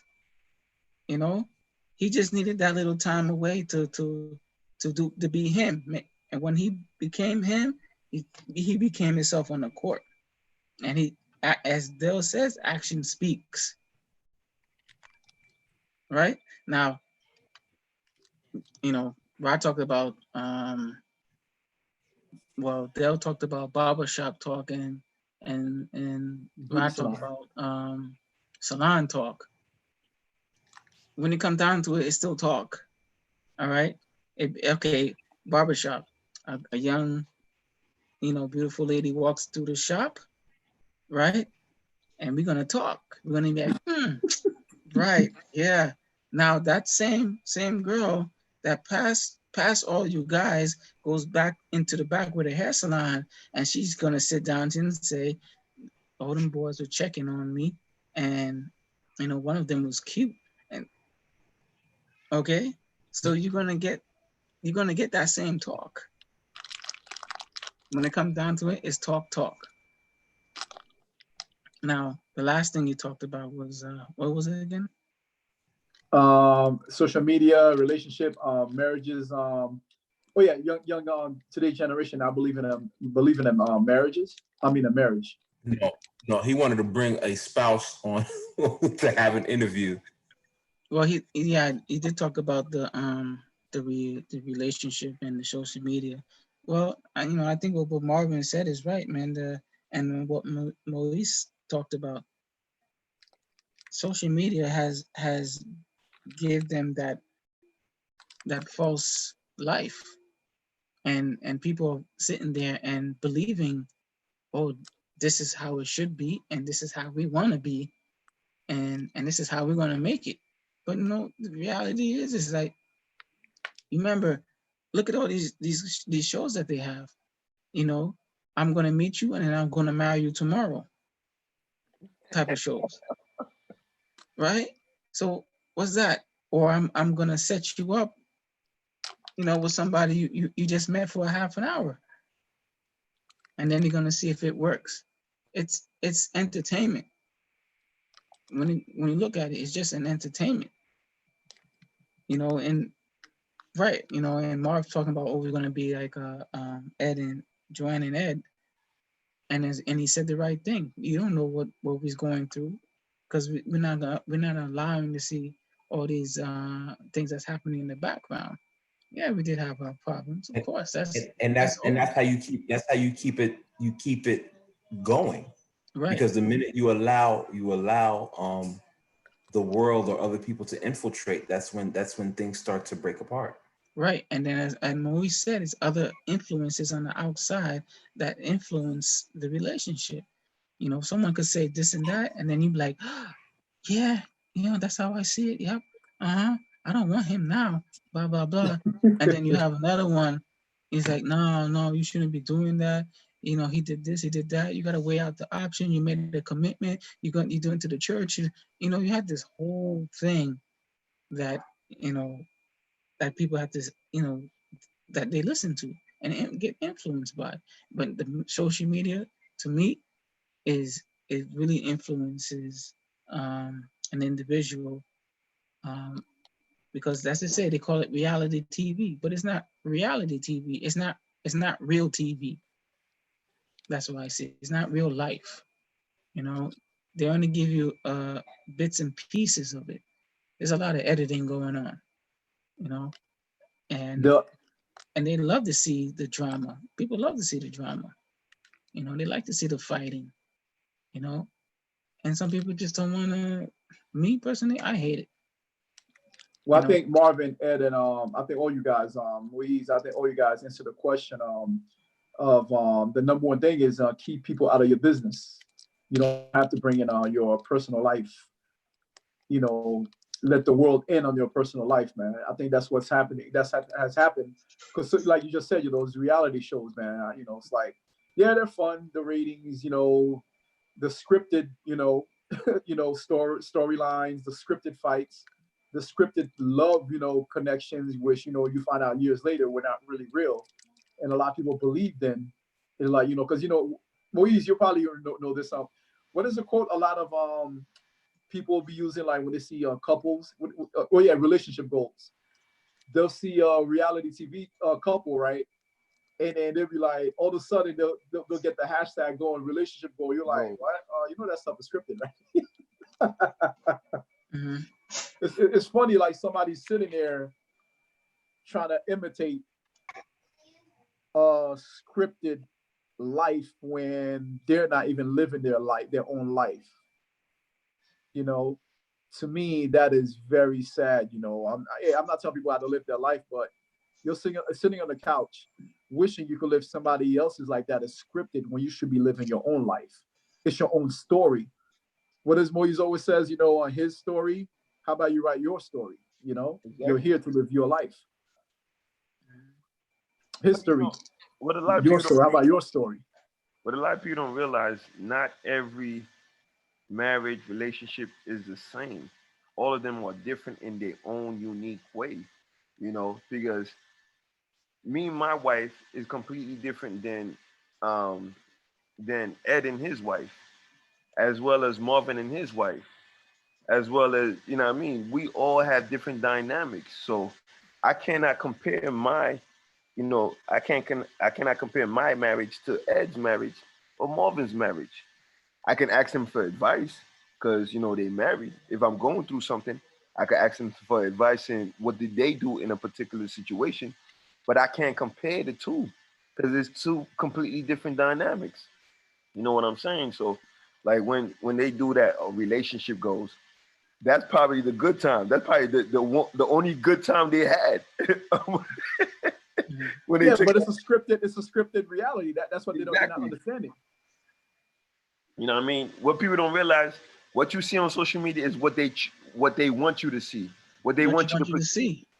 They want you to see that. They want you to see the chaos. They want you to see the tears. They want you to see all that because it makes good TV. Yeah. You know, it makes it entertainment. And I like it that we come on here live. It's nothing scripted. We make our mistakes. We may say something that we not want to say, you know, and that's why I feel like it's reality TV. You know, that we come I on gotta here. throw out about 5 or 6 F-bombs every show. I'm playing. You know, I don't even curse, man. Now somebody's known for dropping a couple of curses on here. Who is that? Well, yeah. Okay, I'm not gonna say the name. Somebody known for that. That's Ed. That's Eddie B all day. Eddie B. You know, you guys know in my lifetime, you probably heard like me curse like 5 times. Facts. True. Facts. True. You know, you have Ed, me and you, because we got small kids, we definitely got to be mindful of what we say, how we say it. Right. Ed knows that to have me on speaker when I call. they know if I curse I'm really upset. You know, but other than that, I don't really just go out and start cursing all over the place. You know, and that's the thing now because people, this younger generation, it comes out every minute, every second. But I don't know, I don't know if listening to the music now or social media, your parents or who's around you, you know, and usually they just pick it up from somewhere. And then whoever they hang out with, you know, and they always cursing, but it's just that if you pick up the morals of it, you know, if you know you shouldn't be saying it, or because remember it says power give words to the words. You give power to the words, you know, because you could say F and you could say, you know, this and that, but you're giving the power to it, right? If they had said, oh, F means to be loving and caring, you know, we giving the power to the word. I always say it's just a word, you know, but it's how you give the power to it, how you give it. Because say that Dell's coaching and he's saying, oh, I'm gonna put you on the bench, and you say it's soft. But if you say, I'm gonna put you on the bench because you ain't working hard enough, you giving the power to the words, you know, and they respect it. But you know, it's this world is the way it is, you know, and you can't change that, you know. But you know, just get back on topic. I thought you guys were talking about sports. I wonder if Savon cusses at his players. He what? I wonder if Savon cusses at his players. No, because his players respect him, so he's established that. So I don't think I don't even, matter of fact, I really don't even see Savon mad often. And you know what? That's the funny thing. All three of us seem to be pretty mellow and laid back in terms of our personalities. We might get mad with each other, but overall, all three of us seem to be pretty laid back in terms of how we deal with other people and how we deal with frustration and stuff like that. Hey, that's when you know we best friends, when he answers it for me.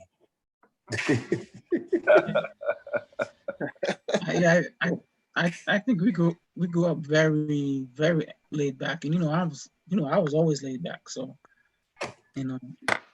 again, I'll speak when I need to speak. But, well, the funny thing is, Fricker came about because Ed was like in his feelings, that Ed was mad about something. yeah, I was mad about that. Ed that was one vexed. pissed me off. Ed was, and the thing is, I never seen Ed that annoyed. All ever since I knew him, he was so annoyed. He started annoying me. That's how bad it was that day. And I was like, and I knew something was up with him. And I was like, Ed never act like this. Ed was like, he was acting weird that day. He's like, that guy. I was like, oh boy, here we go. I was like, Ed, chill out. Don't let the guy, don't let the person get to you. We had just got off a conference call. The guy was annoying. I just ignored him. But Ed, he was pushing Ed's button, man. Oh, that is too funny. So Frigga came about because of Ed being annoyed, man. So just, that's funny.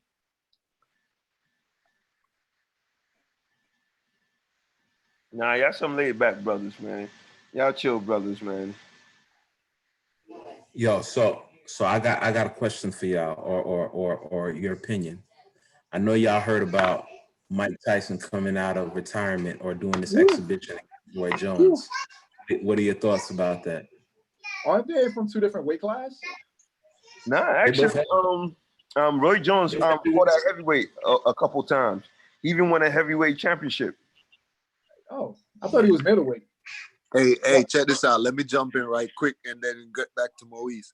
Yo, anytime you retire from sports, well, in this case, boxing, if you are lightweight or whatever weight, you become a heavyweight, dude. Yep.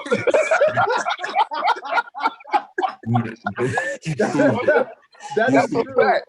You know what? Roy has always maintained his weight very well, and Mike looks phenomenal lately.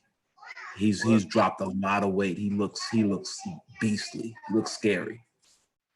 As long as you don't bite anybody, he's good. Oh Lord, you have to go there. But Marvin, what's their age? What's Roy Jones and what is Mike Tyson age? Yeah, Roy's 51, Mike's about 54. What? I said Roy's 51, Mike's 54, I think. Oh, that's not bad. Okay, that's pretty close. When Mike was heavyweight, Roy was in a different weight class. That's what I'm saying. Wasn't Roy mostly middleweight? Nah, that's what I'm confused about. Roy started off at middleweight, then he went to super middleweight, then he was at light heavyweight. That was where he spent the most of it. That's where he spent the most of his career at light heavyweight. Yeah, then he jumped up. He jumped up and beat John Ruiz. John Ruiz, and he won the championship at heavyweight. And then went back down to light heavyweight. Well, aren't they at risk because of their age? Aren't they at more risk of any kind of brain damage? Mike Tyson's gonna knock him out. It's an exhibition. So it's 8 rounds. They're going to be using 12-ounce gloves as opposed to 10-ounce gloves. They won't be using headgear, but again, it's 8 rounds. So I don't think they're at risk. But the thing is, here's the thing. Roy Jones is older now, and dude, I don't think till this day, I don't care if Mike Tyson is 6 years old, man. I think people still, have this belief that Mike Tyson will be bringing the hammer. And I don't think Roy Jones was built to take a Mike Tyson hit, especially I think it's debatable. Mike definitely was not the same fighter at the end of his career. And I'm going to blame Don King for that. Once he came out of jail, he was a different person. He wasn't hungry anymore. And then the people were not afraid of him anymore after he had got knocked out by Buster Douglas, and that's that was kind of the end of his career. Roy always relied on his speed. Roy was flashy, he was fast, quick as lightning, and as soon as he lost a step, his chin has never been checked. So his chin finally got checked. Isn't Mike fast on his feet too? Mike is a great bob and weaver, but you have to be able to get in to get to Roy. So I think it's going to be it'll be an interesting fight. I think it'll be interesting. When is this fight happening? This is supposed to happen. When is it supposed to happen? August or September, right? August or September? Yeah, I think September. They're going to make money. Is it a pay-per-view fight? California. No, it's more like an exhibition, like Marvin said. It's not really like it's not added to But the it is being sanctioned. record. It is being sanctioned by the California Boxing Board. So I mean, it probably won't be official, but it is sanctioned. So Wow. it'll Is it be a real fight. Pay-per-view? That I don't know. I don't know. Dude, whatever it is, pay-per-view or whatever, man, they're gonna get that bag, bro. Roy Jones like, hey, why not get paid for it? We're about to get that bag. Well, Roy Jones' last few fights, that man got knocked out pretty vicious by some a Slovakian, a Ukrainian, and a Russian. So, so you think Mike Tyson gonna put him to sleep, huh? Roy Jones didn't end his career too well because when you look at his record, he's 6-9. And neither one of them ended their career too well. But I think Roy, his biggest thing was he doubted himself after he got his chin rocked the first time by Tarver. I don't think he was ever the same fighter again. You remember when he fought the Jamaican cat? I forgot the cat's name, Glenn Johnson. Johnson beat the brakes off of him too. Glenn Johnson was a beast, though. Oh, Glenn Johnson was a real rude boy from Yard. Wow. Do you guys one last thing before for boxing? Do you this actually came up with a friend of mine recently, and I was telling him like, the MMA took over for fighting. Boxing was the, I think back in the days, boxing was number one, especially in the 20s. And then it kind of lost favor, and then Ali and Luciano, whatever that dude's name is, back in the days. And then boxing is like nowhere to be found. With the MMA and boxing, do you think boxing will ever get as prominent? Now, but, boxing was always the number one sport till MMA started coming around. MMA didn't really hit till like the late 80s. In the 90s? No. You said late 80s. No. Late 80s. Dude, like Mike Tyson came into like the boxing in the 90s because of Mike Tyson. No, I'm talking about the inception of MMA. MMA didn't really show up till like the late 80s. And it really blew up in the late 90s going into Y2K. But now it seems like MMA is creeping, kind of creeping. It's trying to make its way past boxing. It's not creeping. Well, why do you think Mayweather had to fight the dude, what's his name, the Irish cat? What's his name? It was all about the money, because you got to think about it. Mayweather's a big draw. That boy, whatever his name is, he was a big draw in the MMA. Conor McGregor. Yeah, McGregor. Well, I think boxing is king. Bottom line. Yeah, boxing was always king. I think the reason why boxing, bro. I'm gonna tell you right now. The reason why boxing has not been as prevalent in the United States is because there's been no real. The heavyweight division is what everybody has always wanted to see, right?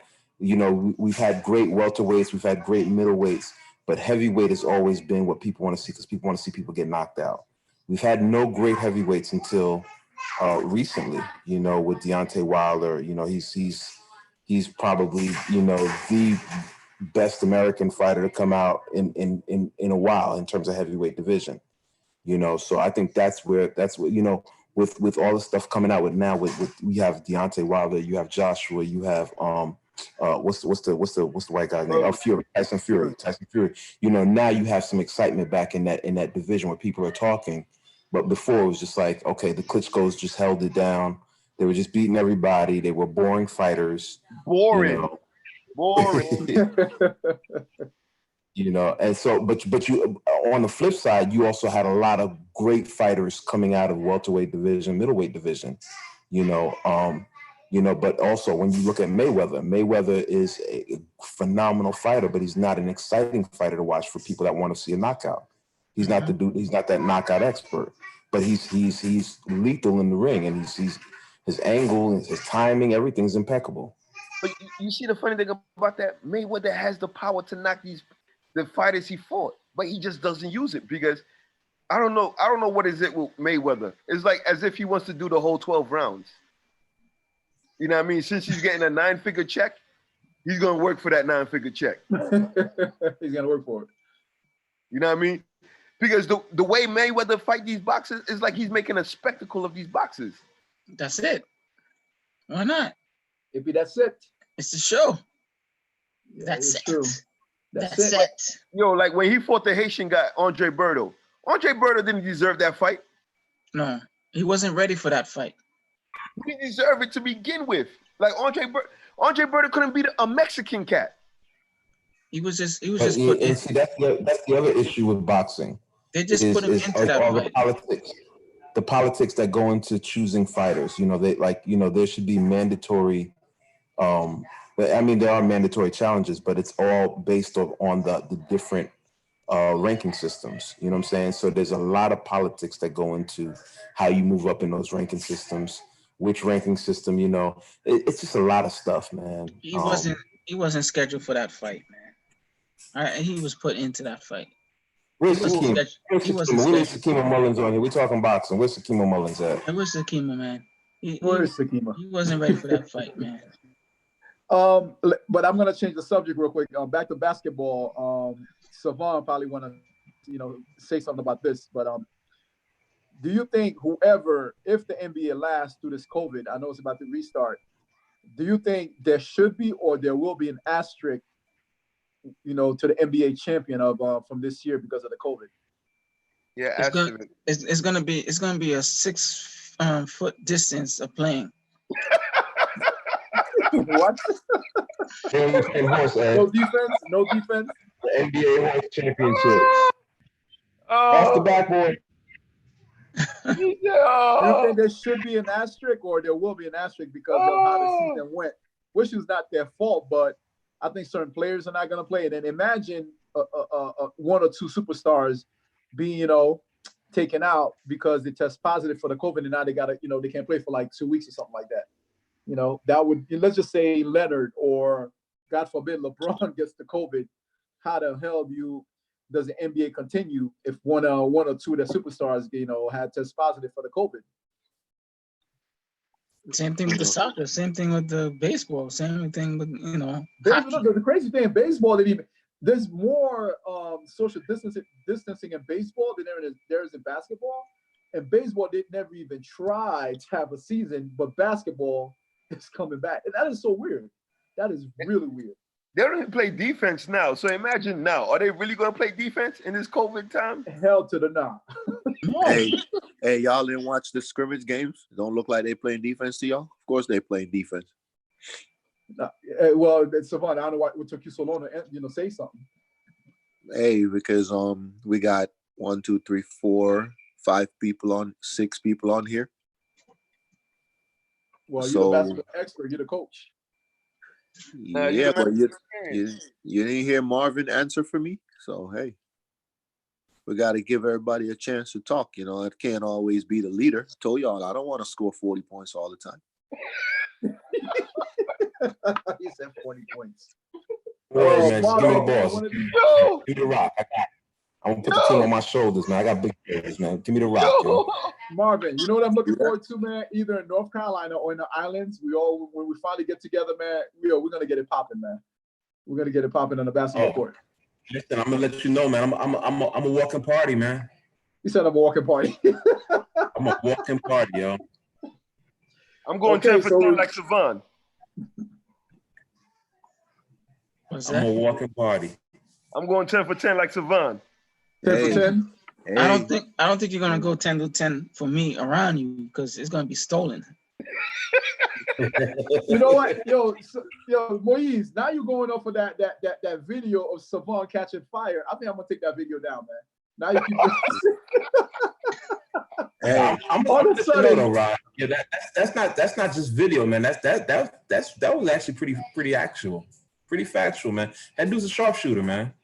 I told you when on our interview how the backboard broke and we literally had to shoot with just a rim and a pole. Yeah. And then we had to watch out for the power lines, so you couldn't even have a high arc start. I mastered the power lines.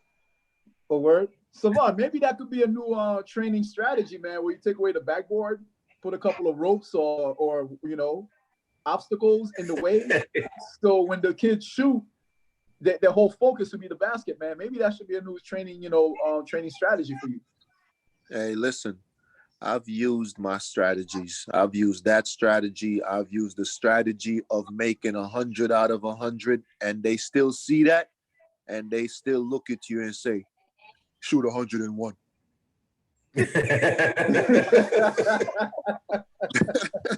That's the truth too.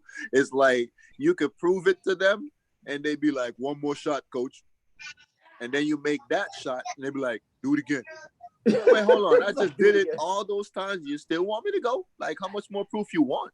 And then the minute you miss one, they're like, ah. Yeah, exactly, Marv. Exactly. Exactly. Gotta love the kids, man. Gotta love the kids. Exactly. Marv got it. And then they go 5 for 10 and they get excited. Yes. See, you only beat me by 5 shots. Yeah, you see that? You see that? How much I made? You see that? You see that? You made that much. Savon, what position you played? Well, I was more of a shooting guard and a small forward, but more of a shooting guard because, again, the shot was always good, but I should have shot the ball more. But, when I did shoot it, it went in. Put it to A. Hey, life is funny. Whenever I decide to shoot the ball, you shot it. Like Marv said, it going in. How tall are you, if you don't mind me asking? I used to just give him the ball and then run back on D. How tall am I? I mean, I shrunk a little bit, so I used to be 6 feet. So I'm about 5'11". You said you used to be 6 feet, so you shrunk? Yeah, I shrunk, man. Yo, hey, you were never 6 feet. Man. I think it's you were never 6 feet. 5'10", 5'11" the most. How tall are you, Marvin?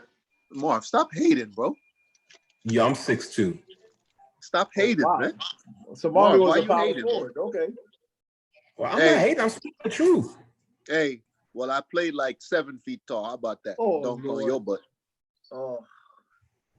Yo, Marvin, all my life growing up, man, like my boy, right? He was like 6'2". I was like, 5'10", 5'11", and 5'11" 3/4. And my cousin was like 5'8". Lord and behold, whenever we played at the park, I always ended up with the tallest guy and the toughest guy because I was the brolic dude because I used to lift weights. And then they started calling me Uggs because I used to get all the rebounds.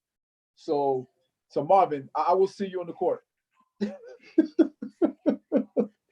I will see you. Man, listen. Yeah, hey, let's do it. I got two bad knees, but I can still get a game or two. I might be able to run one good one. And talking about you're gonna be stealing the ball, okay, we'll see. We will see. Ed, remember we had that game at the Salvation Army and that little dude dunked on me, yo? Oh, dude, like I jumped up in the air and that dude jumped up. He was from like the Bronx or something, man. I came down and that dude was still elevating. Ron, you remember that joint? I remember in one game, right? And these guys they were coming from I think they were a Brooklyn team. And I'm here guarding the guy, right? That kid, the little box on the side when you line up for the free throw, right? Right under the rim. Uh-huh. That kid took off from there, right? And I just watched him in the air and dumped it. The coach looked at me. You right here. Sit down. Yo, I never seen somebody take off and run and move so fast. I know I'm fast, but that kid was super fast. And his hops, and he was about like 2 inches taller than me. But that kid said, whoop, and just that was one thing, we had that level in Brooklyn to Rockland. It was just a little more up there. But yeah. But we still handled ourselves. And playing basketball back in the days was the good old days, man. It was the good old days. I remember. Y'all remember I used to dunk on y'all under the basket, tell y'all to stand under there? Savon, go back to eating your whatever you eating over there, man. Yeah. You don't want to take no ownership for getting dunked on, huh? I see you. Yeah, man. Go back and disappear again, man. Go back and disappear. There you go. There you go. There you go. You heard what he said? Oh, because I let you say under, then I had to go dunk on you. Oh my God! This guy. Let him eat. He's eating his plantains over there. He's eating some tamarind or something. Let him be, yo. Yo, oh man, he came back. Yo, go get a ginger beer, man. Go get a ginger beer. Ed, stop hating because I said let you stay under there. Even if you guarded me from anywhere, I was dunking on you. I always step back. Yeah, because you know what's gonna happen. Look, what am I? I'm like 5'0", -10. So why I'm gonna go stay under somebody for? You know, I'm stepping back. The way my screen is set up, it looks like a starting five. We got Ed at the point. We got Savon at the shooting guard. We got Rod at the small forward. We got Moise at the power, and I'm in the middle at the center. I don't know how y'all screen look. That's the way my screen look. I'm ready. And now we could go fight Mike Tyson out of retirement. Now you by yourself, bro. I ain't fighting Tyson. Get out of here. You by yourself. Oh, hold on. I thought Mike Tyson. You could have paid me to take a punch from that brother. Yo, you see him fighting? Yo, that looks ridiculous, man. That looked like he beating up the whole earth. He beat so funny. My man was wrapped up, and the body blows he was giving on the thing, the body blows he was throwing. The man looked like he was feeling it. Yo, fellas, I got a Mike Tyson story, true story. I was in a club one time, right? You know, club ends. It was a very, high-end club, this and that. Wow. There was this beautiful chick outside, right? I went to kick it to her. I'm talking to her, this and that. It's always a chick. It's always a chick. Go ahead. That's part of life, yo. So, the 6'4" dude came like towards us, like while I'm talking to her. I literally had to look up at him like, what the hell you want? He's interrupting my conversation. Dude looked at me. He was like, you're my man. You're my man. I was like, okay. I need to borrow, this young lady real quick. I'm looking at him like, what? Dude see me kicking it to the chick. He literally stopped the conversation. He's like, yeah, my boy wanted to holler at her. I was like, what? He was like, yeah. And then he pointed to the dude, right? I looked, it was freaking Mike Tyson, bro. I was like, what? I just froze. I was like, all right, time to go. I was like, all right, time to go. I'm looking at him like, yo, dude, the chick I'm kicking it to, his bodyguard came and told me to like keep it moving. Yo, if Mike Tyson at the holler, I was like, yo. If Mike Tyson threw a punch at me and I felt the wind from the punch, I would have dropped because of the wind. You're falling out, right? Dude, I would never forget that night, man. I was like, you got to be kidding me. Yo, you know how many times I've seen Tyson at least twice in Brooklyn throwing $100 bills at people and seeing people fight each other for the $100 bills. He was throwing $100 bills out in the street. Yeah, he was the one time he was in a limo, and he was the limo had a sunroof. Yeah, the sunroof. So he was out in the subroof just throwing $100 bills on Flatbush. The other time he was walking through Flatbush with his entourage, and he was just handing out $100 bills. Hanging out $100 bills. You know me, I had an ego, so I was like, man, I don't need his 100. I got money my damn self. I don't need his money. I had to be like Yvonne. Did he get a tax write-off? Man, write it off. With Tyson, he got the biggest tax write-off. He had Don King. I mean, he didn't make money. He got made off. Yeah, Don King took half of his money. Yeah, he made off. He made off with his money. Yo, you didn't hear when Tyson put hands on Don King? Nah. It was right in front of a hotel. He stomped the shit out of Don King. Language. Oh, my bad. I didn't even heard that. So I believe that he proceeded to open a can of whoop on the brother. The dude that made that discovered Mike Tyson after he died, man, and Don King took over. That's when it was over, man. And Customato. Yeah, when Customato Customato died. Yeah, I think that was the beginning of the end for Mike Tyson because he didn't have that leadership and that father figure, in his life. And you know Don King, man. Don King's all about his money, and then he's like, you know, that Duke is literally self-sent to the beach, man. You know, probably came, you know, with a crazy sales pitch to Mike Tyson, and all he saw was dollar signs instead of seeing Mike Tyson the man. He saw Mike Tyson the business acquisition instead of seeing Mike Tyson the man. I think that's where everything went left. But come on, he's a promoter. What do you expect a promoter to see? They don't see Dollar the person. They see a stable horse. A stable horse that could bring them money. Tyson was a thoroughbred to him, man. You're right. Big time thoroughbred. You see how many cats he was knocking out, mowing down before he fought Douglas? No, you're right. Tyson said he had gonorrhea when he fought Douglas. Oh shit. Oh. He said he didn't know if he slept with a prostitute or with a filthy chick. Wow. I didn't even heard those stories, man. That's crazy. Yeah. What's so ironic? I was watching a documentary today about Tyson. Wow. All right, fellas, but I don't want to hold anybody up, else for too long. It's getting late, long day. The stock market, sucked today. Today? Yeah, it freaking sucked, man. Today? What happened about it? Not just today. Today? Only today? That shit, exactly. It's been sucking all week. Except for Monday, baby. Wasn't bad for me. Welcome to America, the United States of America. And it's not a short game, right? It's a marathon, right? Yeah, It is a marathon. The great Nipsey Hussle said it best. What he said, nip the hustle? I said the great Nipsey Hussle. He What'd he said say? nip the hustle. That was a joke. Oh, okay. It's a battle. I'm trying to figure out where you was going with that. Yeah. You learn if you don't already know, Moise. Just don't even bother. Remind us what Nipsey Hussle said. He had a couple of quotes. Which one? He said Rod should be quiet. Rod, you knew Nipsey like that? He gave you a shout out? Man, let me find out you and Nipsey was cool, man. Nah, he relayed his message to Savon. That's how I knew Nipsey. He relayed the message to Savon. Nipsey tried to take your girlfriend? What?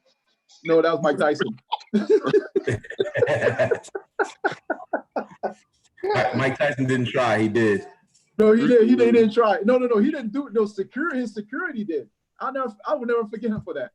I'll never forget him. I'll never forget that story. You're never gonna forgive him for that? No, listen, you will never forgive him. I'm gonna be just like Dale. You know him?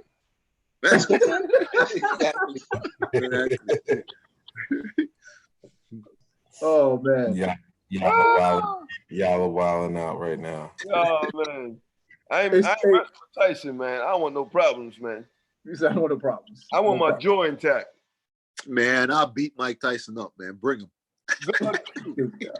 Yo, you remember when Martin got knocked out by Tommy Hearn? Right, with Hearns, right? That's exactly how it's going to be looking. Savon's gonna tell his lady, baby, can I get a kiss, baby? Swole up. Hey, I'm not gonna be looking like that because I'm gonna be looking from outside the ring. Right. I'll be looking and not going in. No. Did y'all see that fight? Was it the female fighter that got plummeted so bad? Yeah, she got lumped up. I think it was an MMA fighter. She had a big knot on her. Yeah. Oh yeah, I saw man. Woo. That was rough. Well, our Haitian boy Andre Berto, he got his butt whooped the one time, and he had a golf ball right here. Hey. Lovely looking golf ball. A knot is a knot. Yo, I was so hurt. I was so hurt. I didn't want to be Haitian that night. No, the worst knockout. That's a hard hit. That's a hard hit to get a big knot like that. A big knot right here. You know what's so worse? When Wilder knocked out Bermain Stavern, the Haitian guy, not the first fight, the second fight in the first round. Yeah.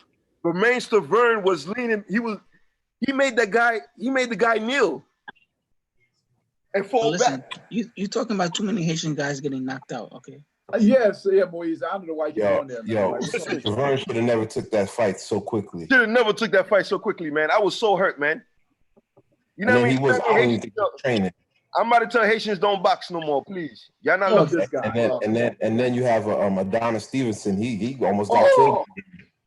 Oh, yo, Adonis Stevenson was in the hospital for like 3 months. 3 months. 3 He months. was in a coma. Yeah, the dude almost died. Was the purse worth it? Was the amount of money he got worth it? Well, it was over $1 million. He was a champ. He was a champ at the time. It was over $1 million. But the funny thing about it, that was his first loss.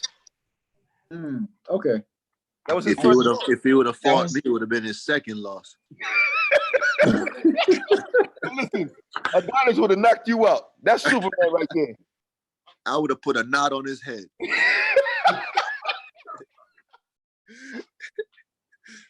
You would have got in your Jamaican stance. How would you have done it? Huh? Don't show the stance. You would Don't have show got in the your Jamaican stance. stance. Don't show the stance. Show him the stance. I would have got a bunch of Jamaicans and fought them. You say, Wagwan, my youth. Wagwan. Yeah, Hey, so you out here jumping people, man? You out here jumping people, man? with a crew. Hey, I'll be the only boxer you think you're gonna fight, and then when the fight night comes, you see a crew. Yo, you know Jamaicans like to kick. Wow. This would have been kickboxing.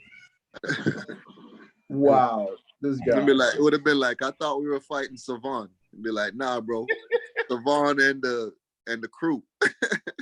Yeah, the Mullins, right? Man. Yes, sir. Oh. Savon and the Mullins. Yeah, You know, Savon and the run deep. Mullins.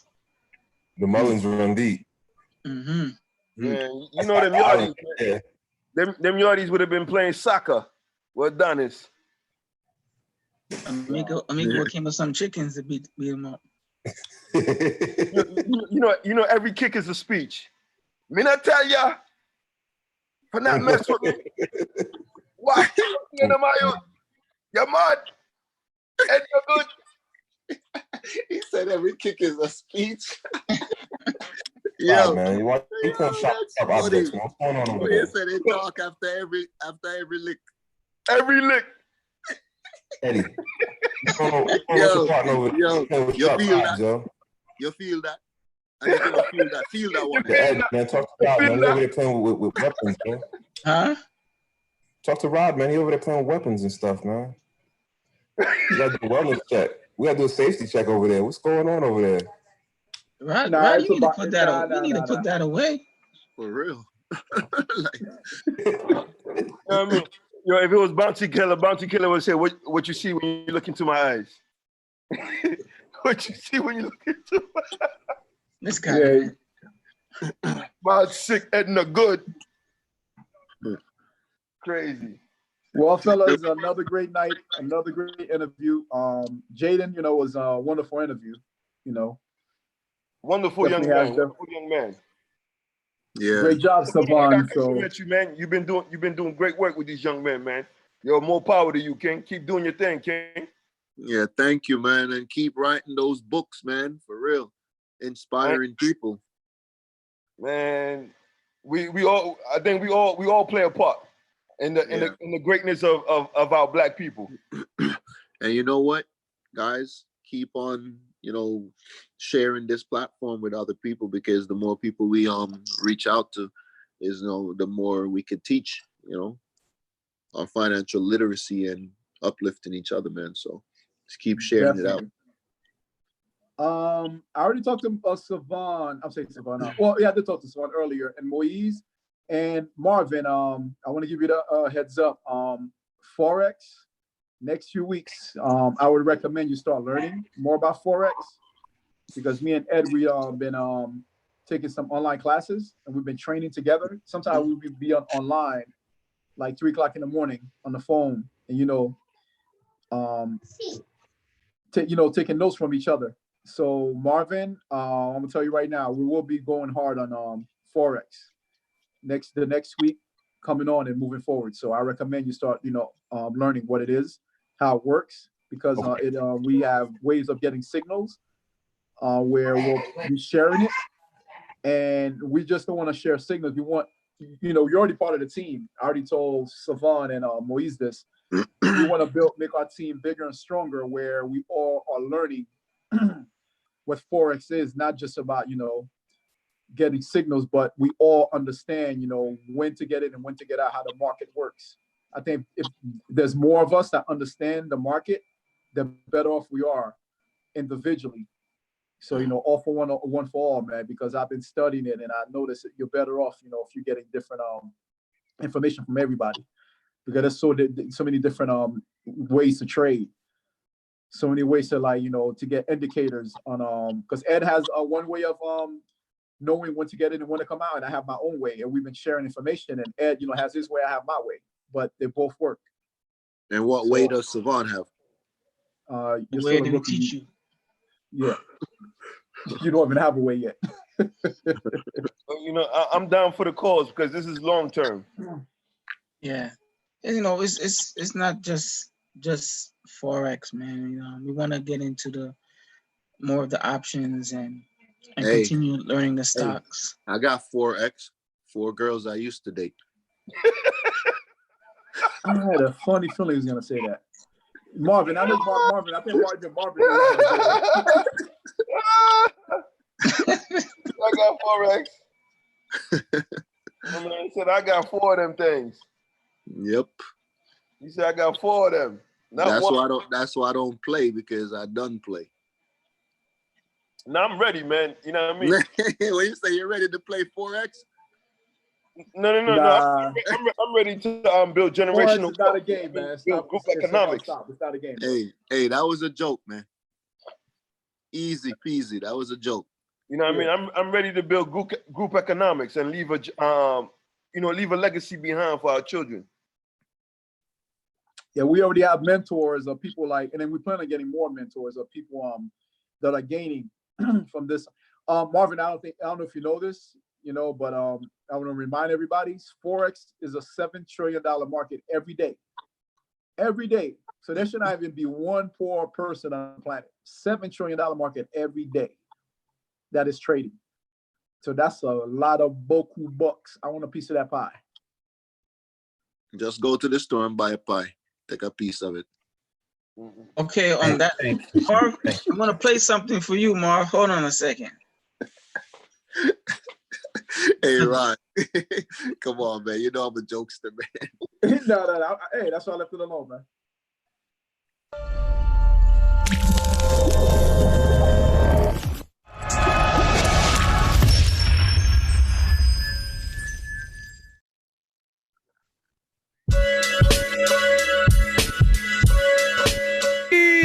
Left hand. Where's my Ki, Kaden? Yeah, man. Yeah, man. I want to hear louder, Ki, Xavier. She. Go. Come on, Chloe. You loud. You. Yeah, man.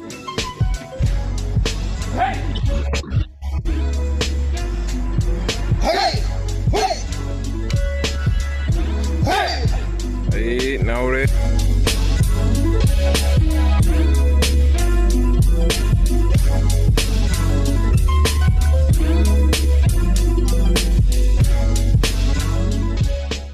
Do you own that dojo? Do I own it? Yeah, or is it your? That's mine. That's my baby. That's what I'm talking about. That's beautiful. That's my baby. Yeah, we got the school is closed. We can't hold indoor classes, so we had to move everything outside. So that was just one of our classes, one of our modified classes, no contact.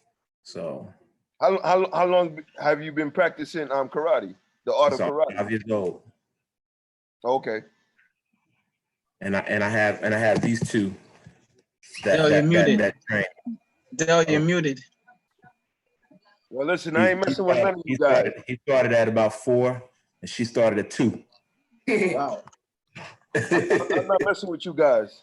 I started at 7. Wait, hold on. 4-2? Ain't that the defense right there? So it's 4-3. 4-3. It's a 4-3 defense. Hey, don't hate on me, man. Come on, man. That was supposed to be a joke. No. But you're right. There is a 4-2 defense. Is What, the Bears? defense. Thank you. We have four defense linemen, 2 linebackers, and 5 defense backs. That's the nickel. Maurice. That's not the 4-2. That's the nickel. Hey, Moise, tell him to stop hating, man, because I used to play Madden back in the days, bro. Well, Hey, Marvin, can you please explain to these guys that was the nickel defense? It was never called 4-2 unless the Chicago Bears. Yeah, that was 4-2-5, King. That was the Chicago Bears. Come on, man. I know my defense, man. I used to play too. That was the nickel, man. Stop it. Hey, but check this out. I remember when I was coaching football, I hit him with the 4-3, the 4-2, the nickel, the dime, and the penny. All right. The penny, really? The penny? Who said the penny? I can't with you, man. Yo, you are beyond ridiculous tonight. Yo, I'm done. Yo, someone, I ain't being never heard of ridiculous. My man said the penny. My man said the Penny defense. penny defense. I ain't never heard that defense. Yeah, that's Anthony Hardaway's defense right there. Yeah, the penny defense. Yeah, the Penny Hardaway defense, man. Holy crap. That was the pen. That was the pen in the pink slip. Like the mascot. Man. Yeah, the mascot, the Penny mascot. That's funny. That is too funny. Yeah, Savon, man. We did the mascot defense too, when the mascot on the sideline came and hit you. Oh my God! After you get hit, the mascot hits you. This guy. Yeah, you guys. You should be on joke restriction, man. You need a joke timeout. So Marvin, how did you come up with the? You're gonna make him think of something, Marv. Thank you. No, he's always gonna think of something. Tell him, man. I bet you he was thinking of something when you said that. Yeah, What- look, what- he's gonna come back now. See what you did? What did I do? Yeah. Rob, what were you Savon saying? disappeared, man. Savon is plotting, man. Y'all be ready for another joke. Yeah, Savon is he plotting. disappeared. He coming back, man. You know, Yeah, he's like Michael Myers, man. You think you killed him? They always come back at the end of the movie. Always come back, yo. He's gonna come back. Well, what was homie's name for the wire? Who? Omar? Omar, yeah. Omar? Savon is Omar. He finds his way to always come back, even though he gets shot. Always come back. Always come back. He got something brewing. Ron, what did you ask me? Savon is Googling his next joke, man. He was ghosts right now. He's Googling his next joke. But Rod, you had asked me something. I didn't hear what you had said. Now I was gonna say, how did you come up with the Fushnikins karate name? Shut the Fushnikins. So I was part of a bigger organization, and after my teacher died, we kind of separated, and so that's the organization name and logo. But I also have a dojo logo, which is like it's like a S and a C, and like it's I'll put it up here one of these days. So I have like our own like a school crest, but yeah, that's just that silhouette is actually a silhouette of my teacher in the background when I passed away. Okay. Masayama. Respect. No, Social Oyama, Shigeru Oyama. Okay. Yeah. So that's what I studied, Maurice. Oh, Hey, haters. Karate too. Once I upon a heard y'all talking about me, haters. Oh boy, boy. here we go. Is that a ghost? I hate her. I don't see anything. Hey, I hate her too. I don't like her.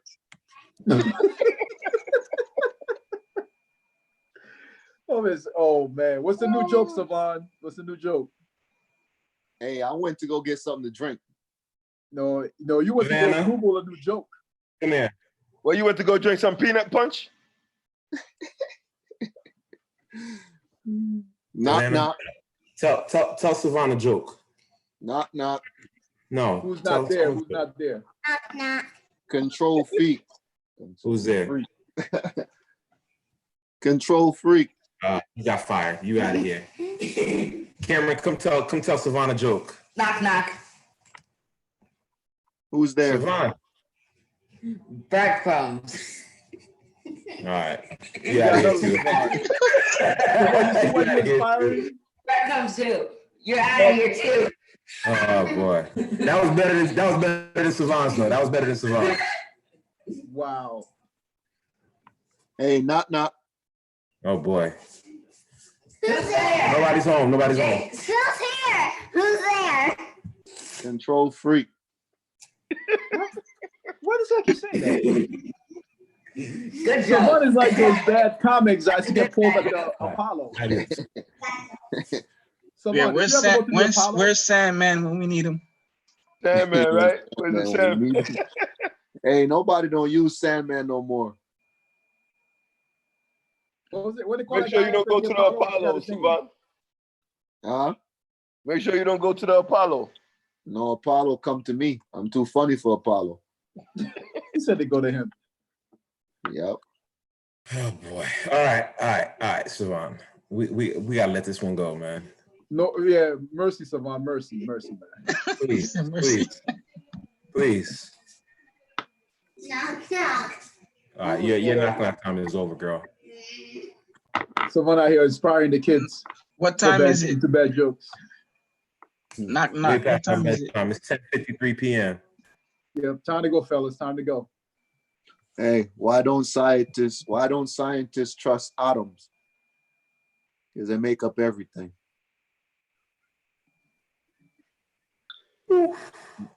Listen, Rod got a hot date. He got a COVID party to go to. Yeah, they He gave said it a COVID party. Wow, thanks a lot, bro. You got clothing parties. They gave it a Who's quiet. gonna be there at the red carpet? I don't live in Alabama, man. There's no COVID party to go to.